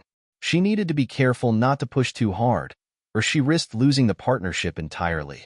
"That sounds fair," she said after a moment. "As long as the core of the project stays true to its mission. No corporations taking ownership. No strings attached." Dylan nodded. "Agreed. We'll make sure the technology remains open source and accessible to everyone. But with the right support, we can make this a global movement." As Emma left the meeting, the weight of the decision pressed heavily on her. The negotiations had been tense, but they had come to an agreement. Dylan Hayes, it seemed, was willing to give up more than she had anticipated. The terms were now more in line with her vision. She called Elon immediately, her heart pounding. "We did it," Emma said, a smile creeping into her voice.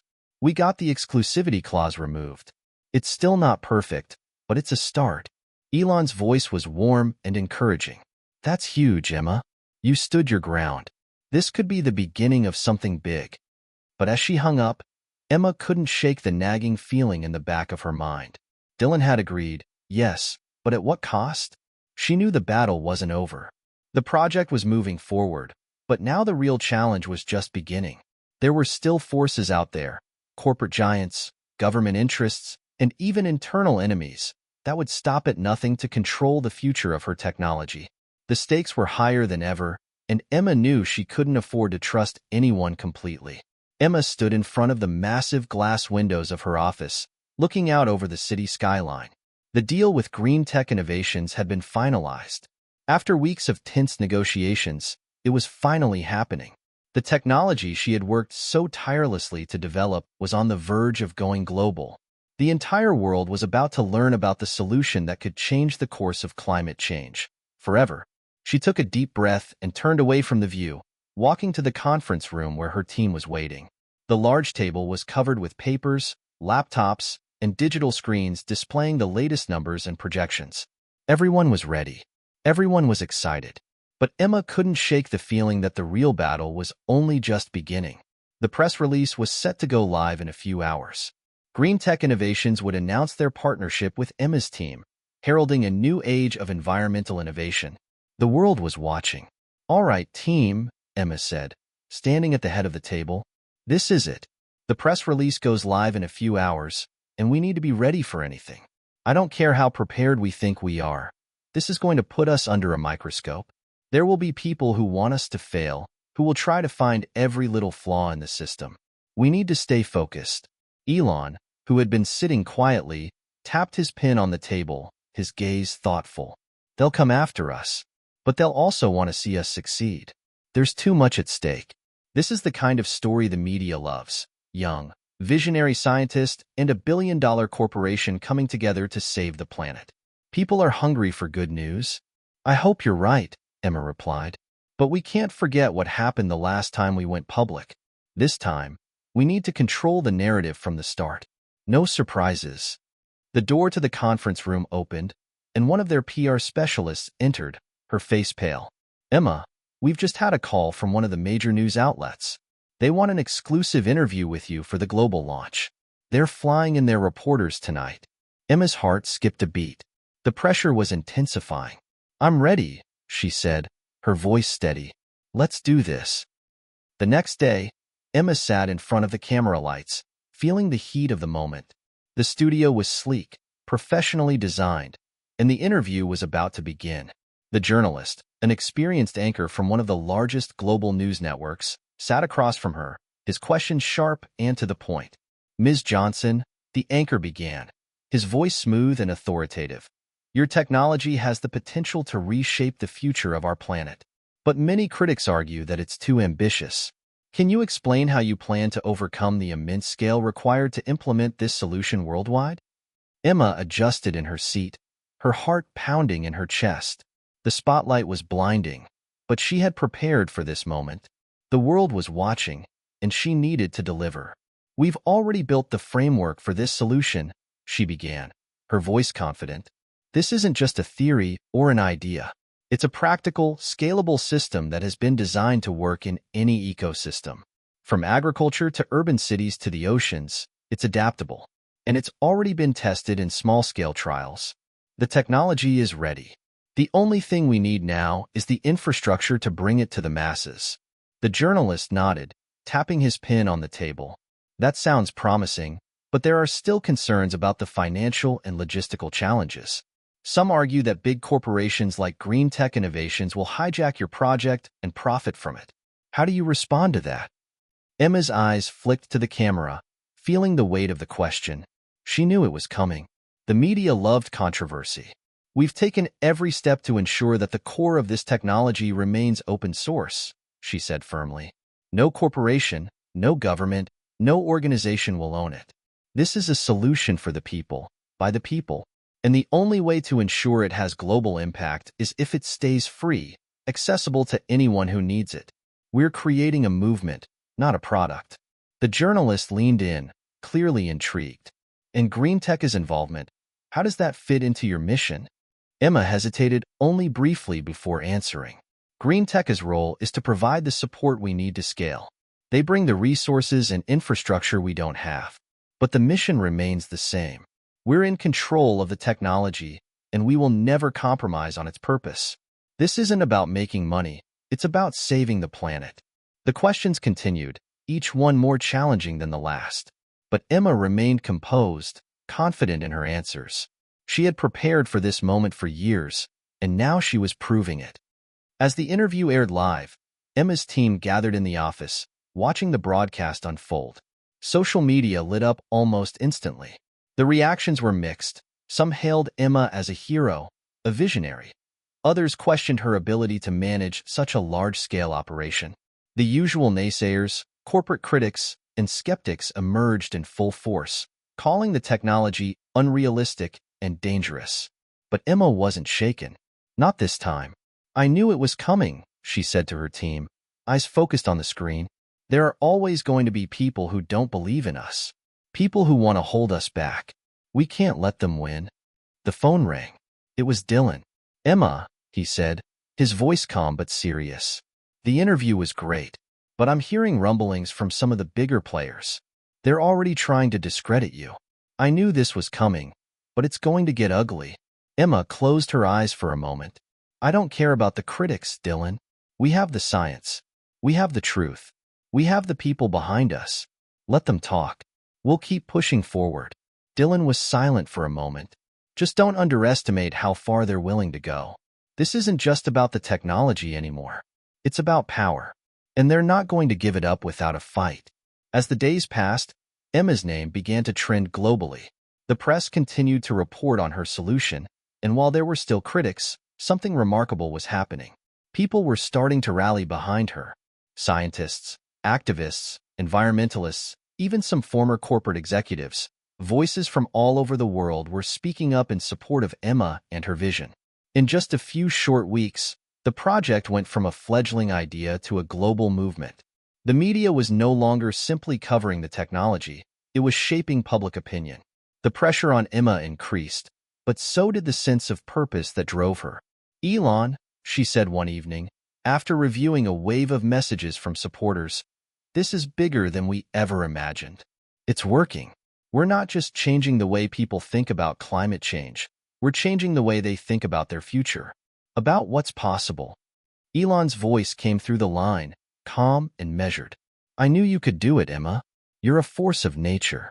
But remember, this is just the beginning. They'll come for you, harder than before. Stay focused. Keep pushing forward. The days following Emma's global interview were a blur. Everywhere she went, people stopped her, on the street, in cafes, in meetings. The support was overwhelming, but so was the scrutiny. As much as the world celebrated her breakthrough, a new and dangerous force was quietly mobilizing against her. At first, the criticism seemed manageable. Naysayers, pundits, and corporate insiders who were skeptical of the technology. But Emma soon realized that it was more than just idle chatter. Powerful players were beginning to notice her success, and many were willing to do whatever it took to stop her. Her phone buzzed with a text message from Elon. Heads up. Green Tech just got a call from a few major players.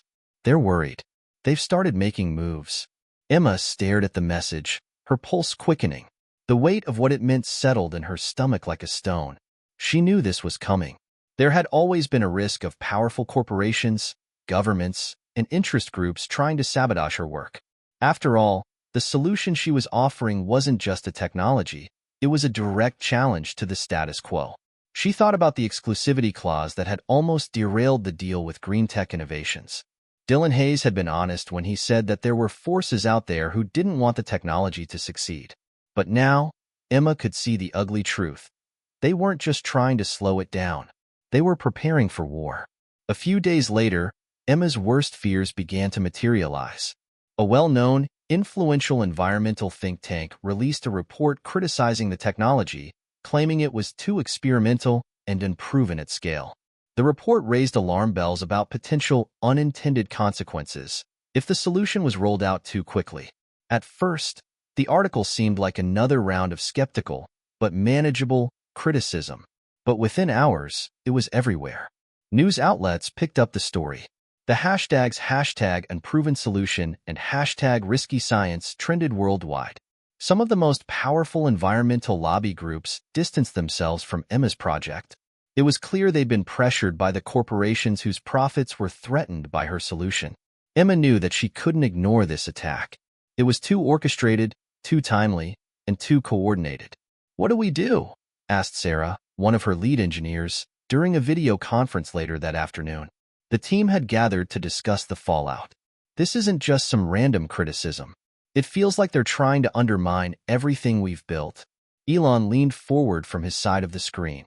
"We fight back, but we do it smart. This isn't just a scientific battle. It's a political one. If we're going to win this, we need to make sure the public knows the truth, and we need to make sure our supporters are loud enough to drown out the noise." Emma looked at her team, her mind racing. She knew they couldn't let this spiral out of control. The tech wasn't perfect, but it was the best solution humanity had. The think tank's criticisms had merit in some ways, but they were intentionally vague, designed to cast doubt rather than offer real solutions. "I'm going to address this directly," Emma said, her voice steady, despite the storm brewing inside her. "We'll hold a press conference tomorrow. We'll release data from the trials that no one has seen yet. We'll show them that we're not some untested idea. We're the future, and we're here to stay." The next day, Emma stood at the podium, facing a sea of reporters. The press conference was live-streamed, and the room was filled with a charged energy. Emma had never felt the weight of the moment so intensely. The world's attention was on her. She couldn't afford to stumble. "I know there are concerns," she began, her voice firm. "I've seen the reports. I've heard the criticisms, and I want to address them head-on. Yes, this technology is groundbreaking. Yes, it's complex, but it works, and I have the data to prove it." Behind her, a series of slides began to play on the screen, showing the results of their small-scale trials. The data was clear. Emissions had been reduced by 40% in the regions where the technology had been deployed. Local ecosystems had begun to recover, and the cost of implementation had been decreasing as they scaled. "This isn't a theory," Emma continued. "It's real, and it's changing lives right now. We've tested it in the most challenging conditions, and we've seen results. These aren't just promises. These are facts." The room was silent as the reporters absorbed the information. Emma could feel the shift in the air. She knew the skeptics would still doubt, but she had the evidence to back her up. For the first time, she saw real hope in the faces of the reporters in the front row. But then, the question came. A reporter from a major news outlet, someone Emma recognized as a regular critic of green tech, raised his hand. "What do you say to those who claim that the rapid scaling of your technology will only serve to line the pockets of corporations like green tech innovations? That this is all about profit, not saving the planet?" Emma's heart raced, but she didn't flinch. She'd been preparing for this question. "I'm not here to make anyone rich. I'm here to save the planet. We've negotiated every part of this deal to ensure that our technology remains accessible to everyone. Green tech is providing support in the form of infrastructure and distribution, but the technology stays free, open source, and available to the world. If people make money from it, it's because they're helping to implement a solution that's in the best interest of the planet, not because they own the technology." The reporter nodded but pressed again. "But how can we trust that?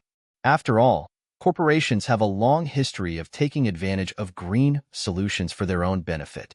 What assurances can you give us that this won't just become another profit-driven venture?" Emma took a deep breath. "The only thing I can promise is this. I'm not in this for money. I'm not in this for fame. I'm in this to save my children's future, and I'll do whatever it takes to protect that mission." The press conference had been a success, but Emma knew it wasn't over. The battle for the future of the technology was only heating up.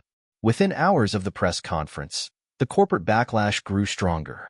A coordinated campaign began to spread misinformation, casting doubt on the technology's scalability and safety. Social media was flooded with posts from anonymous accounts questioning the data and spreading fear. At the same time, Emma's phone rang off the hook. She had been contacted by several major environmental groups who had once supported her, but now, many were beginning to distance themselves. They were afraid of the power and influence of the corporations that were behind the counter-narrative. Some even warned her that they'd be forced to reconsider their support if she didn't take a more conciliatory approach. "Emma, this is getting out of hand," Elon said, his voice sounding strained during a late-night call. "They're coming after us with everything they've got. We need to figure out how to shut this down fast." Emma stared out the window, lost in thought. She knew Elon was right. The forces arrayed against her were formidable, but she wasn't about to back down. She had come too far to give up now. "I won't let them win," Emma said, her voice resolute. "We're going to fight this, not with words, but with action. We need to double down on the real-world applications. Let's show the world that we're not just talking about solutions, we're delivering them." The weeks that followed Emma's press conference felt like a whirlwind. On the surface, the world seemed to be rallying around her. Support was pouring in from grassroots environmental groups, scientists, and ordinary citizens. But beneath the surface, Emma could sense a deeper, more insidious battle brewing. Corporate giants, fueled by their own interests and the threat her technology posed to their profits, were pulling strings behind closed doors. She had always known that this was coming, but the scale and sophistication of the pushback still caught her off guard. Her phone buzzed one morning with a text from Dylan, her trusted advisor. "Emma, we've got a problem. A big one. A merger between two of the largest energy companies just got announced. They're pooling resources, and it's clear they're making a move to block us." Emma sat down at her desk, her mind racing. These were not just any energy companies. These were the titans of the industry, multinational corporations with endless resources and global influence. They had the power to shape entire markets and influence government policy. And now, they had set their sights on her. "This is getting serious," she muttered to herself. The stakes had never been higher. The news about the merger hit the media the next day, and the reaction was immediate.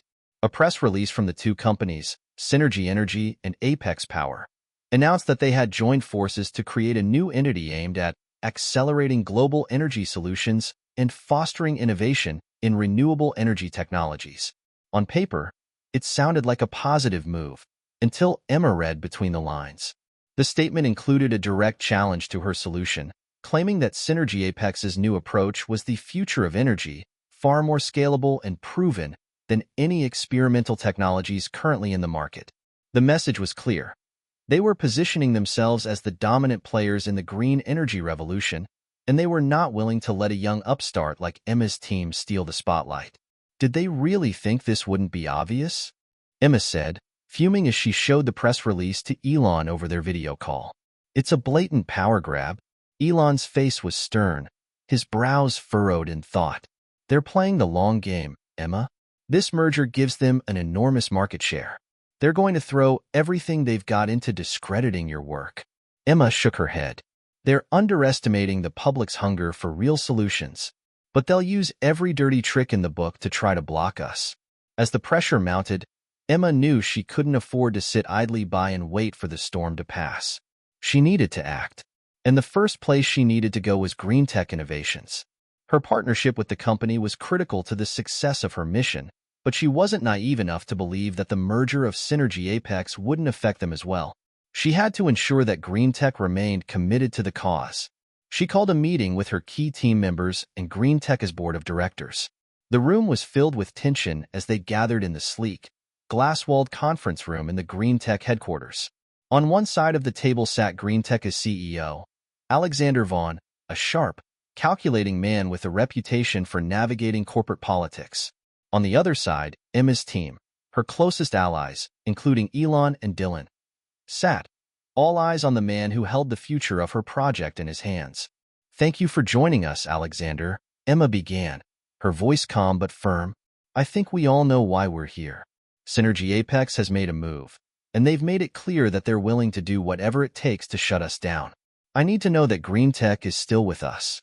Vaughn leaned back in his chair, his fingers tapping on the table. Emma, we're committed to this partnership, but you have to understand that the landscape has changed. These companies are giants. They can pressure governments, influence public opinion, and control the narrative in ways that we can't compete with. Emma's pulse quickened, but she forced herself to stay composed. I know who we're up against, but we have something they don't, an innovative, scalable solution that people believe in. We have momentum, and we have the truth on our side. All I need from you is support. I need green tech to help us push back, not just financially, but politically. Vaughn didn't respond immediately. He exchanged a glance with his board members, his face unreadable. Then, he spoke. Emma, I'm not sure if you realize the full weight of what you're asking. This isn't just about funding or resources anymore. Synergy Apex has already begun lobbying governments. They've bought influence in key regions. If we go up against them, it won't just affect our partnership. It could affect green tech's future as well. Emma's heart sank. This wasn't the reassurance she had hoped for. So, you're telling me that if we stand up to them, green tech might pull back? Vaughn's gaze softened, but his tone remained measured. What I'm saying is that we need to be strategic. This fight could end up costing both of us more than we're prepared to pay. Maybe it's time to rethink how we approach this. We need to be more collaborative, more diplomatic. The words hung in the air like a heavy fog. Emma could feel the weight of the decision bearing down on her. She had come to green tech for the resources and infrastructure to scale her solution. But now, the company seemed to be backing off at the first sign of resistance. Don't tell me to be diplomatic, Emma said, her voice rising slightly. This isn't just about business. It's about the future of the planet. The world needs this technology now, not tomorrow. She stood up, her resolve hardening. If green tech won't fight for this, then I will. I'll find other partners who will. The room fell silent, the tension palpable. Vaughn looked at her, weighing his options. After what felt like an eternity, he spoke. I'm not saying we walk away, Emma. I'm saying we need to be smart. Let's take a week, regroup, and think about our next move. But we're with you for now. Emma nodded, but inside, she was seething. It wasn't enough. She couldn't afford to wait. The clock was ticking, and every day she delayed was another day Synergy Apex's influence grew stronger. The next morning, Emma awoke to a barrage of messages on her phone. A new report had been leaked. An anonymous whistleblower had come forward claiming that Synergy Apex had been working behind the scenes to influence green tech's decision-making, offering lucrative incentives in exchange for steering them away from her project. The leak was explosive. It painted a clear picture of corporate manipulation, how the merger was using its newfound power to stifle emerging technologies, specifically Emma's solution. It was the kind of story that could change everything. Emma quickly called Elon.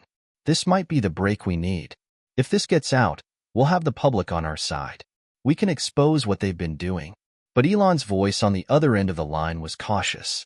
This could backfire, Emma. We don't know who's behind this leak, and we don't know their motives. It could make us look like we're fighting dirty. Emma thought about it for a moment. Then, she made up her mind. We don't have time to play nice. The world needs to know what Synergy Apex is doing, and we're going to make sure they can't hide anymore. The morning after the whistleblower's leak hit the press, Emma felt a strange mix of exhilaration and dread. The leak had exploded in the media. Headlines screamed about corporate manipulation, the growing power of Synergy Apex, and the ethics of the energy giant's attempts to squash emerging, more sustainable technologies. The tide of public opinion seemed to shift in her favor, but Emma knew this was only the beginning. The corporate war she had feared was now fully underway. The leak, though explosive, came with its own set of complications. Emma's team immediately went into crisis mode. The source of the leak was still unknown, and with it, the possibility that it could be a plant, an attempt to turn the tables against Emma and her project. She couldn't risk the narrative being hijacked.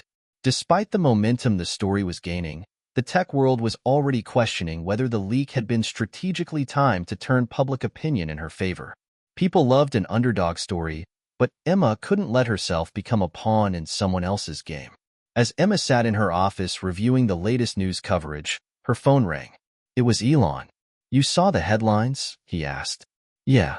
It's everywhere, Emma replied, her voice tinged with both uncertainty and hope. The leak has done its job for now, but we need to control the narrative. If we don't act quickly, Synergy Apex will frame this as a smear campaign. You're right. We need to move fast. But I think we've got an opportunity here. They'll come at us with everything they've got to discredit the leak. We need to stay ahead of them, be proactive. Emma rubbed her temples. You're right. What's our next move? Elon paused, then his voice grew more determined. First things first, we need to dig into who leaked it. We can't afford to have any surprises.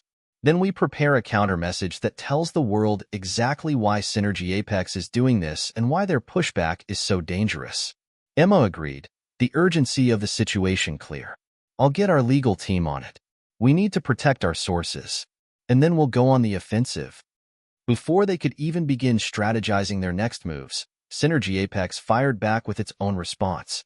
A statement was issued from their newly formed corporate entity, and it hit like a bombshell.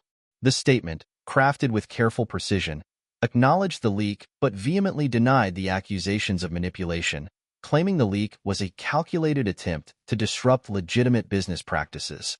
The statement continued, Synergy Apex is committed to transparency and innovation in the energy space. We have the best interests of the planet at heart, and our vision will benefit both the environment and future generations. While we understand that some small businesses might feel threatened by our progress, we will continue to lead the charge towards a cleaner energy future.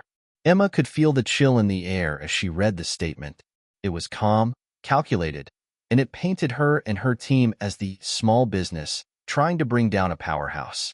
It was a clever move, positioning themselves as the responsible, forward-thinking entity while casting her solution as a threat to progress. The media quickly picked up the Synergy Apex response, and pundits were quick to dissect it. Many major outlets began questioning the integrity of the whistleblower, suggesting that the leak was a publicity stunt orchestrated by Emma herself. Once again, the narrative was at risk of being derailed. Elon's instincts were right. They needed to act fast. Emma, the pressure's mounting, he said during their next call. We can't let them paint us as the villains. We need to go public with a hard-hitting campaign that explains exactly why Synergy Apex is so dangerous and what their true agenda is. Emma's face tightened with determination. I've got a plan. But first, I need to talk to someone. As part of her strategy, Emma reached out to several high-profile environmental advocates who had publicly supported her vision from the start. They needed to form an unbreakable alliance that would not only shield her from the attacks coming from Synergy Apex, but also put a magnifying glass on the reality of corporate greenwashing. These people weren't just activists. They were trusted leaders in the sustainability and climate change space, individuals whose influence and networks could help Emma amplify her message. One of those advocates was Lila Martinez, a former environmental policy advisor to the U.S. government who had become a vocal critic of the fossil fuel industry. Lila had written extensively about the dangers of corporate monopolies in the green energy sector, and her connections ran deep. If anyone could help Emma weather this storm, it was her. Emma, I've been following your work closely, Lila said over the phone when Emma reached out. I saw what Synergy Apex did with that statement. It's an old trick. Distract the public with a polished message while behind the scenes, they're pushing their own agenda. I'm in. What do you need? I need to go on the offensive, Emma replied. We need to expose Synergy Apex for what they are, another part of the problem, not the solution. I'm preparing a campaign, but I need help getting the message out. Can you help me secure media outlets? Get the word out to the public? Absolutely, Lila responded without hesitation. I've got connections in the media, and I've got the platforms to make sure this isn't swept under the rug. We'll get this story into the hands of the right people. You just make sure the message is clear. Emma smiled. I'll do that. Thanks, Lila. As she hung up, a small but important sense of relief washed over her. Emma had always believed in the power of partnerships. Now, she was starting to see how the forces aligned against her could become the very weapon she needed to win. The next few days were a blur of meetings, strategy calls, and planning.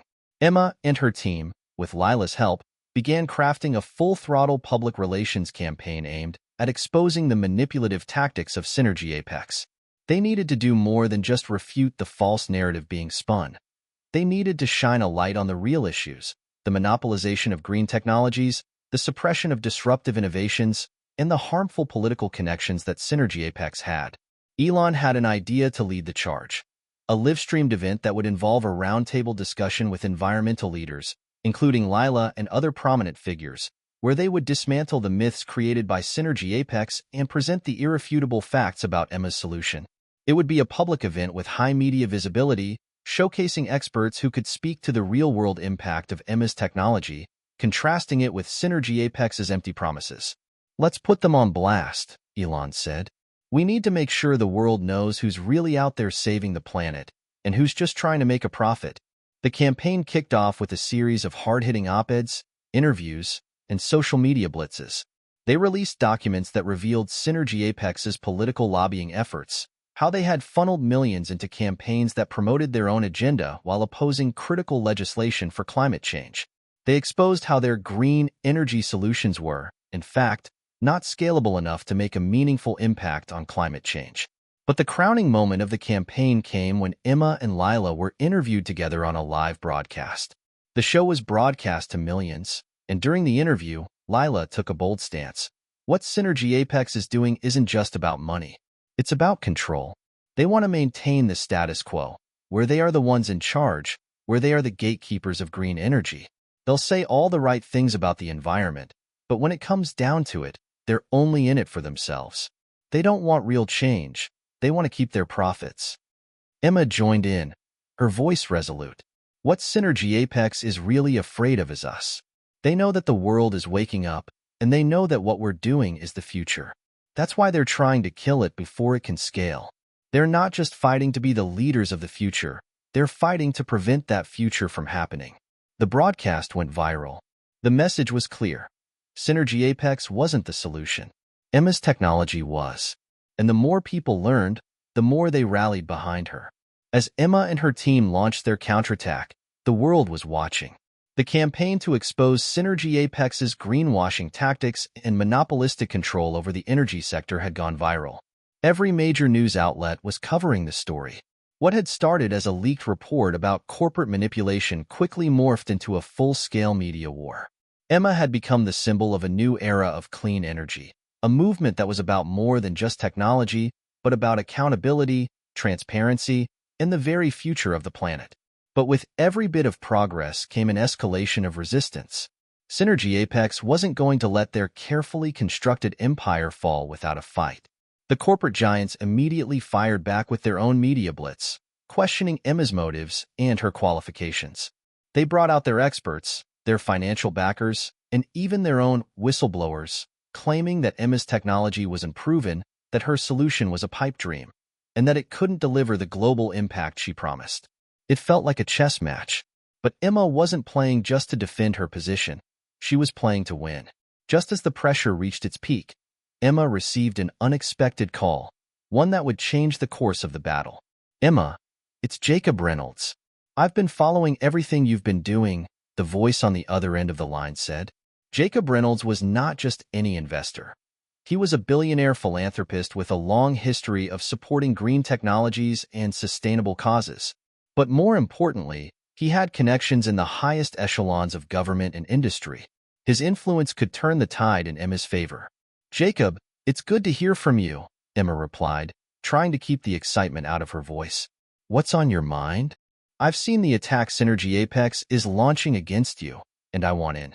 I've been putting together a coalition of investors and influencers who are tired of these energy giants dictating the terms of the future.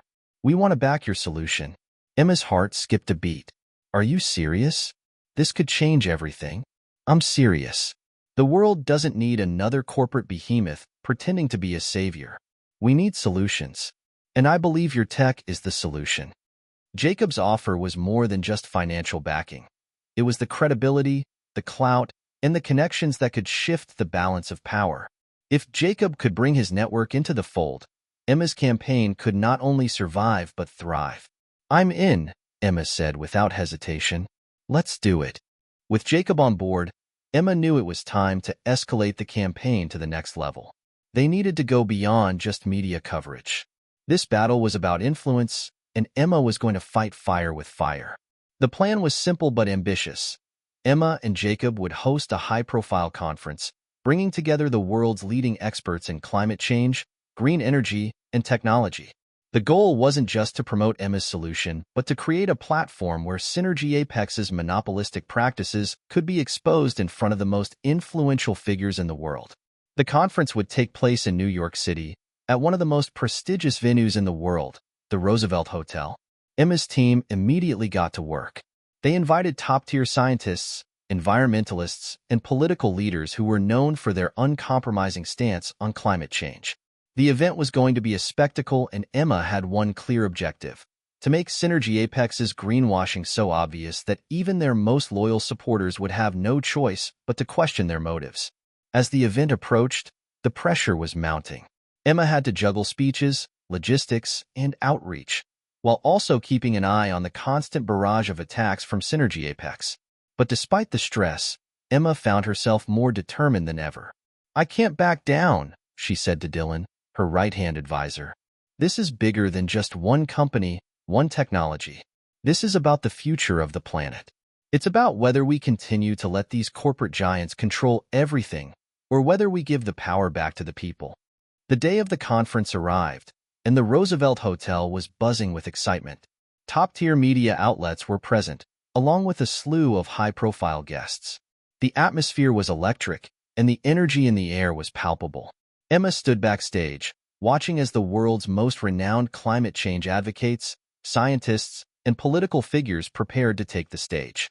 Jacob Reynolds was there too, mingling with investors, some of whom were already excited about the future of Emma's technology. But the real test was about to come. The moment Emma stepped onto the stage, she would be facing an audience that could make or break her cause. The lights dimmed, and Emma's voice echoed through the microphone as she stepped into the spotlight. She paused for a moment, letting the weight of the moment sink in. This was it, the moment where the world would see what Synergy Apex was really trying to suppress. "Thank you all for being here," she began, her voice calm but strong. "Today, we are not just talking about technology. We are talking about the future of the planet. We are talking about our children, our grandchildren, and every generation that will follow us." She went on to explain the science behind her technology, its ability to address the root causes of climate change, and how it could provide a scalable, sustainable solution to the world's energy needs.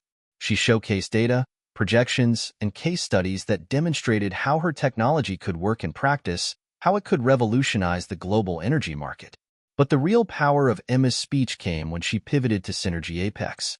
"I know some of you have heard the noise coming from Synergy Apex. They want you to believe they are the solution. But the truth is, they've been playing a dangerous game. They're not just about the energy transition, they're about maintaining control. They want to control the narrative, the market, and the future of clean energy." Emma paused for dramatic effect. The room was silent, hanging on her every word. "They've lobbied governments, manipulated media, and hidden the truth about their practices. They've tried to block technologies like mine because they know that when true innovation comes, they lose control. And they will do anything to prevent that." The conference was a resounding success. Media coverage was extensive, with headlines in every major outlet praising Emma's clear-eyed, fearless presentation. The backlash against Synergy Apex intensified, with key political figures beginning to question their role in suppressing emerging clean technologies. But despite the victory, Emma knew that the hardest part was still ahead of her.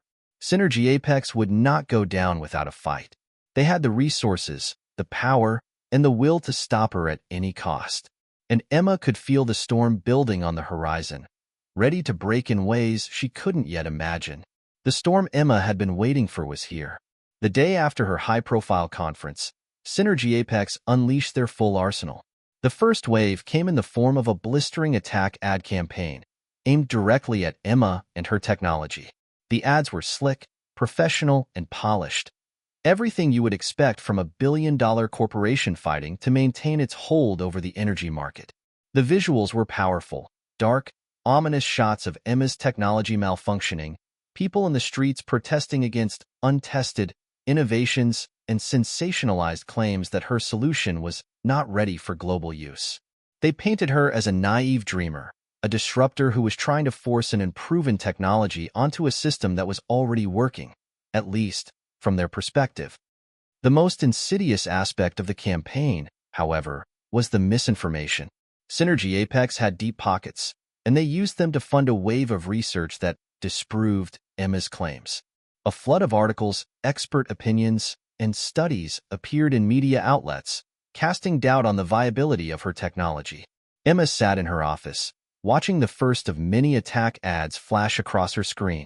It was clear they weren't holding back.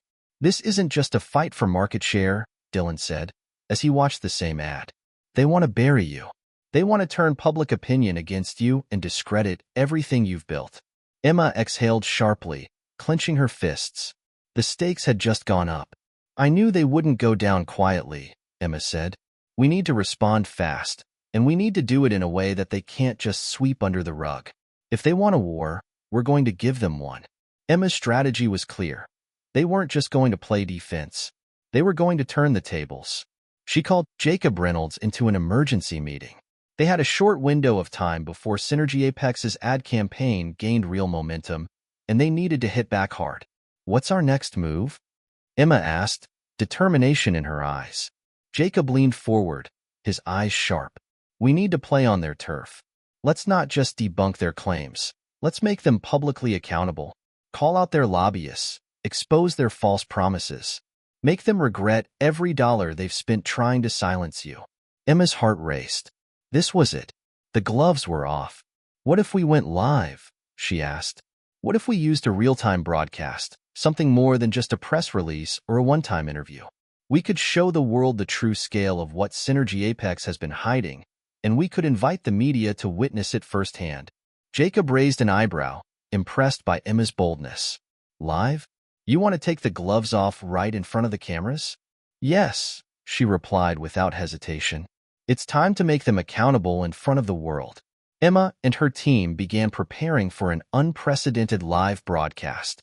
It would be a multi-hour event, streamed globally, with key experts, industry leaders, and even former employees of Synergy Apex ready to testify on air about the company's real practices. But Emma knew the stakes were high. They needed to expose not just the facts, but the emotion, the human cost behind Synergy Apex's actions. The first segment of the broadcast was dedicated to the heart of Emma's technology, the science behind it. Leading scientists and engineers who had worked with Emma on her project took the stage, explaining, in clear terms, how Emma's innovation could solve many of the world's energy problems. Problems that Synergy Apex had been too content to ignore in pursuit of profits. "We're talking about real, scalable solutions," one expert said, pointing to projections that showed Emma's technology could provide a 50% reduction in global carbon emissions within 10 years. This isn't just theoretical. This is already happening in test environments. But the real bombshell came in the next segment. Emma's team had tracked down several former high-ranking employees of Synergy Apex, individuals who had grown disillusioned with the company's practices and were willing to speak out. They knew their testimonies could be explosive, and when the first former employee took the stage, the mood in the studio shifted. "I used to be part of Synergy Apex's executive team," the man began, his voice shaky but resolute. "I was in charge of overseeing their green technology initiatives." What they told the public and what was happening behind closed doors were two very different things. The former employee explained how Synergy Apex had repeatedly delayed the implementation of renewable energy projects, citing profitability concerns and market readiness, despite knowing the technology was feasible and could be deployed. He spoke of meetings where they actively lobbied to block government funding for startups, like Emma's, that threatened their monopoly. "They don't care about the planet. They care about controlling the market," he said, his voice growing stronger. "And they will do whatever it takes to silence anyone who threatens that." The impact was immediate. The media went wild. The live broadcast went viral within minutes, and within hours, the world was talking. Social media exploded with messages of support for Emma and outrage at Synergy Apex's blatant disregard for the environment. But even as the momentum shifted in Emma's favor, Synergy Apex wasn't ready to concede defeat. They began a counteroffensive, mobilizing their own supporters and trying to discredit the former employees who had spoken out. But the damage was done. The truth was out. As the days passed, the political fallout became apparent. Several key politicians who had once been close to Synergy Apex started to distance themselves. The whispers of corruption and corporate manipulation were too loud to ignore. Emma's campaign had sparked a political shift, a reevaluation of how the energy sector was being run and the undue influence large corporations had over legislation. One of the most significant developments came when Emma was invited to testify before a congressional hearing on climate change and renewable energy. The invitation was a huge win, and it solidified her position as a leader in the fight against corporate control of green technologies. In her testimony, Emma spoke about the importance of innovation, transparency, and the need for a level playing field in the energy market. She didn't just point fingers at Synergy Apex. She called on lawmakers to do more to protect emerging technologies from corporate monopolies and to create a system that prioritized the environment over profits. The hearing was broadcast live, and Emma's calm, passionate defense resonated with millions. Even politicians who had been skeptical of her approach were now coming around, realizing that Emma's solution wasn't just about making money, it was about saving the planet. As the pressure from the media, political figures, and the public grew unbearable, Synergy Apex began to retreat. The company issued a carefully worded statement, acknowledging that they had failed to live up to the promises they made to the public, and that they were committed to greater transparency moving forward. They promised to adopt a more holistic approach to sustainability, though the statement was vague enough to raise further suspicions. But Emma wasn't fooled. This was nothing more than a strategic retreat. Synergy Apex wasn't giving up. They were regrouping, preparing for their next round of attacks. "Don't get complacent," Dylan warned her after the announcement. "This is just the beginning. We've put them on the defensive, but they'll find a way to strike back." Emma nodded, her expression hardening. "Let them. We'll be ready." After the live broadcast, the world felt like it was on the edge of something seismic. The media frenzy continued to build as Synergy Apex scrambled to manage the fallout. Emma's movement gained unprecedented traction. Support for her technology and her cause skyrocketed. Environmental groups, young activists, and even some former allies of Synergy Apex rallied behind her, pushing for systemic change in the energy sector. But with the growing momentum came the inevitable counterstrike. Emma knew that while the public was on her side for now, Synergy Apex wouldn't just let her walk away with a victory. The next phase of the battle was looming, and she could feel the tension building in the air like the stillness before a thunderstorm. Her days were consumed with meetings, interviews, and strategizing. The constant barrage of questions, the endless media calls, the scrutiny of her every move. It was exhausting. Yet Emma pushed forward. There was no time to rest. The future of the planet was on the line, and she was the one who had to lead the charge. Synergy Apex was not a company known for giving up easily. As Emma sat in her office, analyzing the latest developments, she received a message that made her blood run cold. A new player had entered the game. An anonymous hacking group known only as Zero Day had infiltrated her systems. The message was short, cryptic, and sent through an encrypted channel. "We know what you're planning. You won't win. They'll stop you before you even get close." Emma's stomach tightened. This wasn't just some corporate smear campaign anymore. They were going after her directly, targeting her team, her research, and her credibility. "I knew it was coming," she said, pacing back and forth. "They'll stop at nothing to destroy us." "Emma," Dylan said, his voice calm but firm, "we've faced worse. But this is different. Whoever this group is, they're not just looking to discredit us, they're looking to eliminate us." In the days that followed, things began to fall apart in unexpected ways. Emma's team started experiencing technical difficulties. Servers went down, communications were disrupted, and critical data on her energy technology vanished. At first, it seemed like a series of bad coincidences, but Emma's instincts told her something far more sinister was at play. Then came the bombshell. A leaked report surfaced, claiming that Emma's technology was never as effective as she claimed. The data, which appeared to be from a legitimate source, outlined flaws in her design that could lead to catastrophic failures. The report was damning. The timing couldn't have been worse. It looked like Zero Day, or someone with an inside connection, had struck a blow at the heart of her work. Emma was devastated. "This can't be real," she muttered, staring at the document. "How did they get this information? This data, it's manipulated." But it didn't matter how Emma felt. The damage was already done. The media was ablaze with accusations. Synergy Apex, through carefully placed leaks, had once again turned the narrative against her. Critics were calling for an investigation into Emma's technology. Doubts were growing, and every moment of silence from her side only made the situation worse. In her darkest hour, Emma received a lifeline. Jacob Reynolds, ever the strategic mind, had been working behind the scenes to gather a group of influential allies, people who understood what was at stake, who had the power to sway public opinion, and who could expose the truth about Synergy Apex's sabotage. One of these allies was Dr. Alana Hart, a renowned scientist and environmental activist who had long fought against corporate control of renewable energy. Dr. Hart was a fierce advocate for climate action and had worked on groundbreaking research in green technologies that rivaled Synergy Apex's most advanced solutions.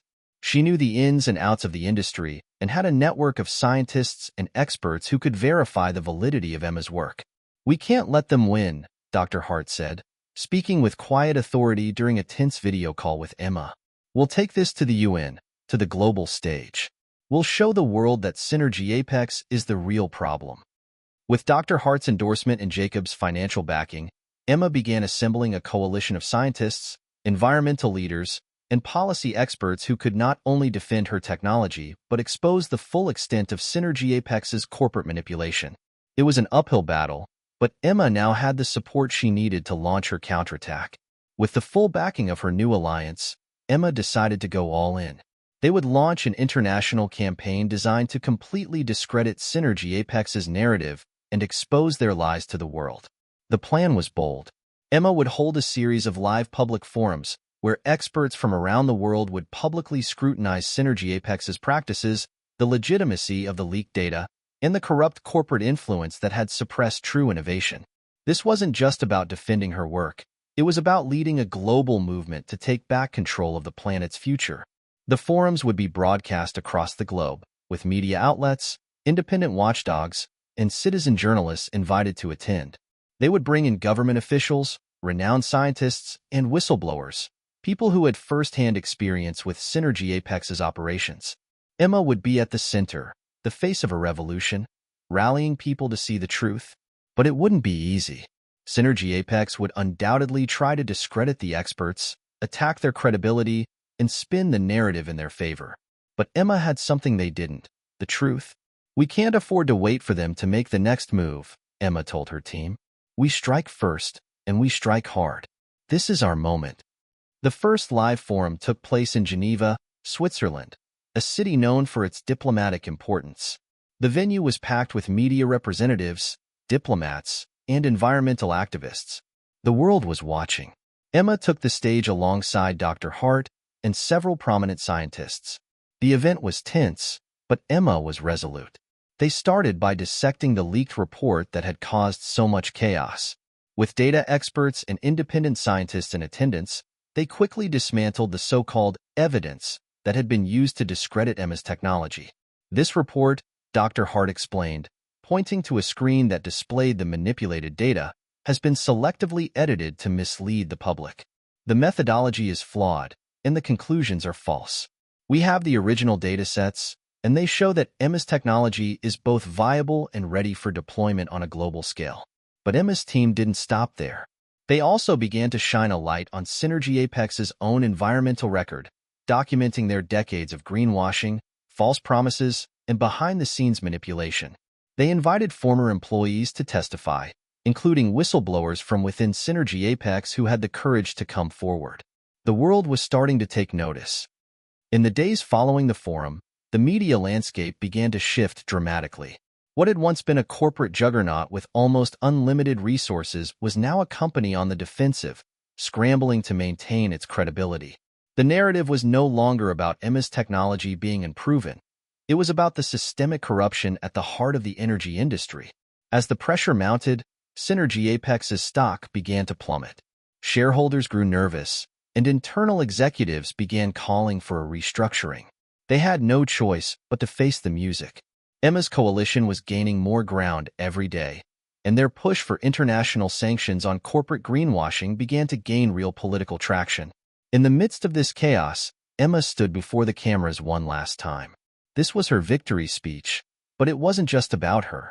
It was about the global movement that had been ignited, the people who had rallied behind her cause, and the future that was now within their grasp.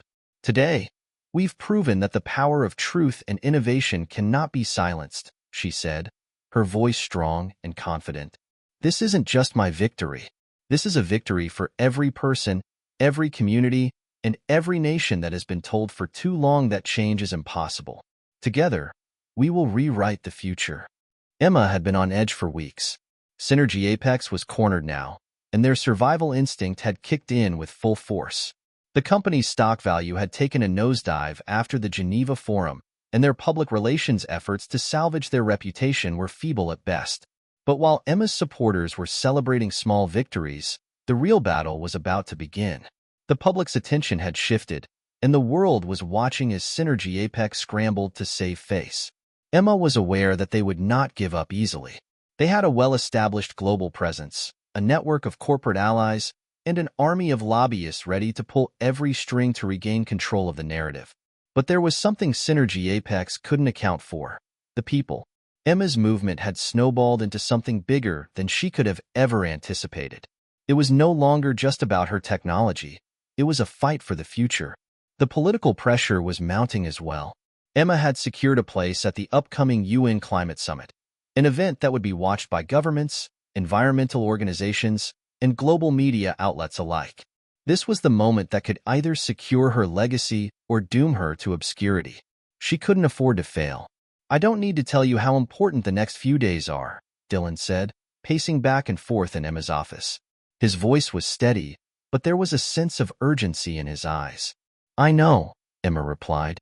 "This is the last chance to finish what we've started. But Synergy Apex won't let us get there without a fight. I can feel it."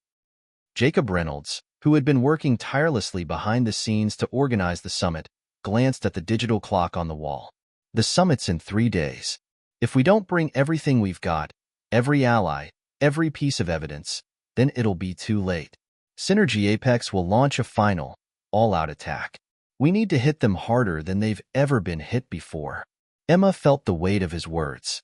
The final confrontation wasn't just about proving the legitimacy of her work.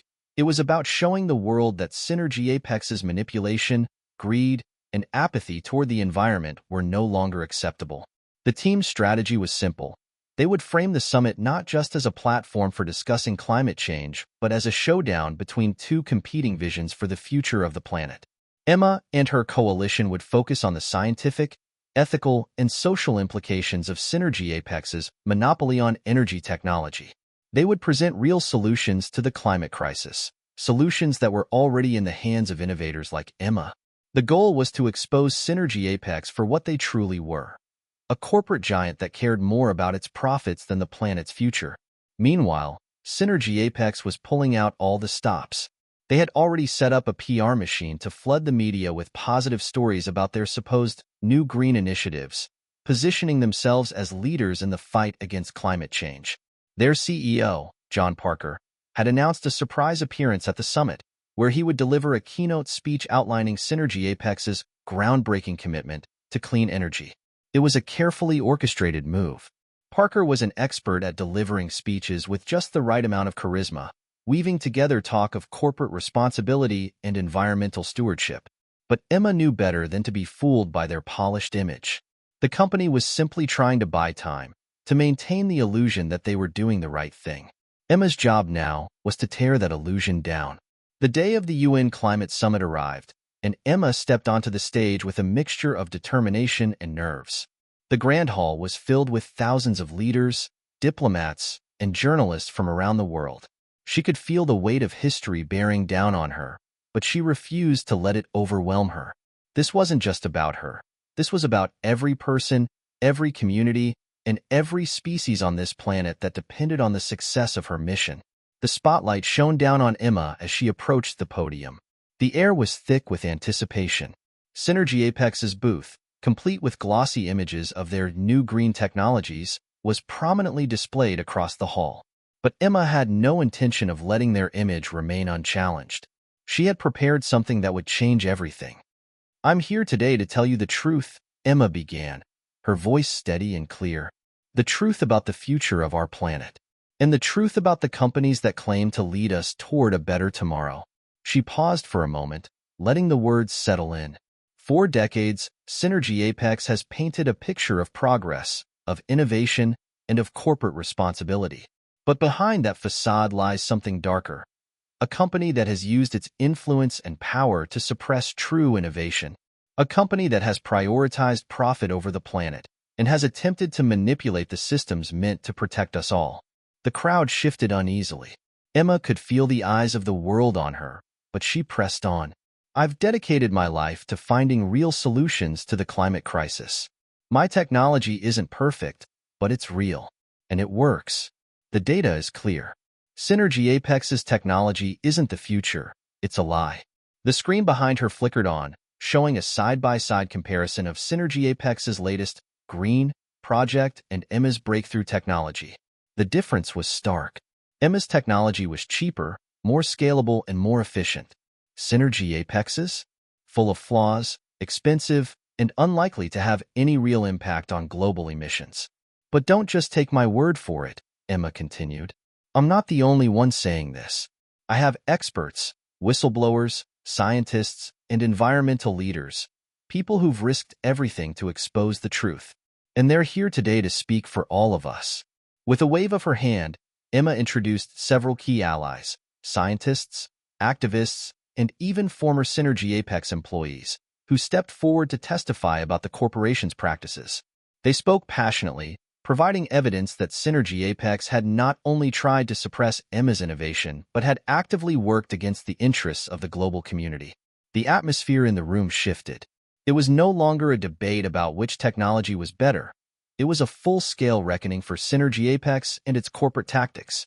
Emma had struck the final blow.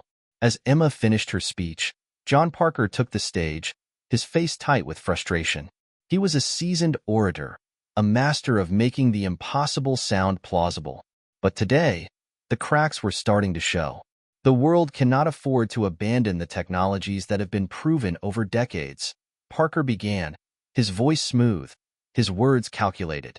Emma's so-called solutions are untested, unproven, and will not get us to the emissions reductions we need. We must continue to support the technologies that are ready to deploy today. His words were confident, but Emma could see the cracks in his facade. He was losing the support of the room. The audience had already been swayed by the evidence, by the testimony, and by the truth.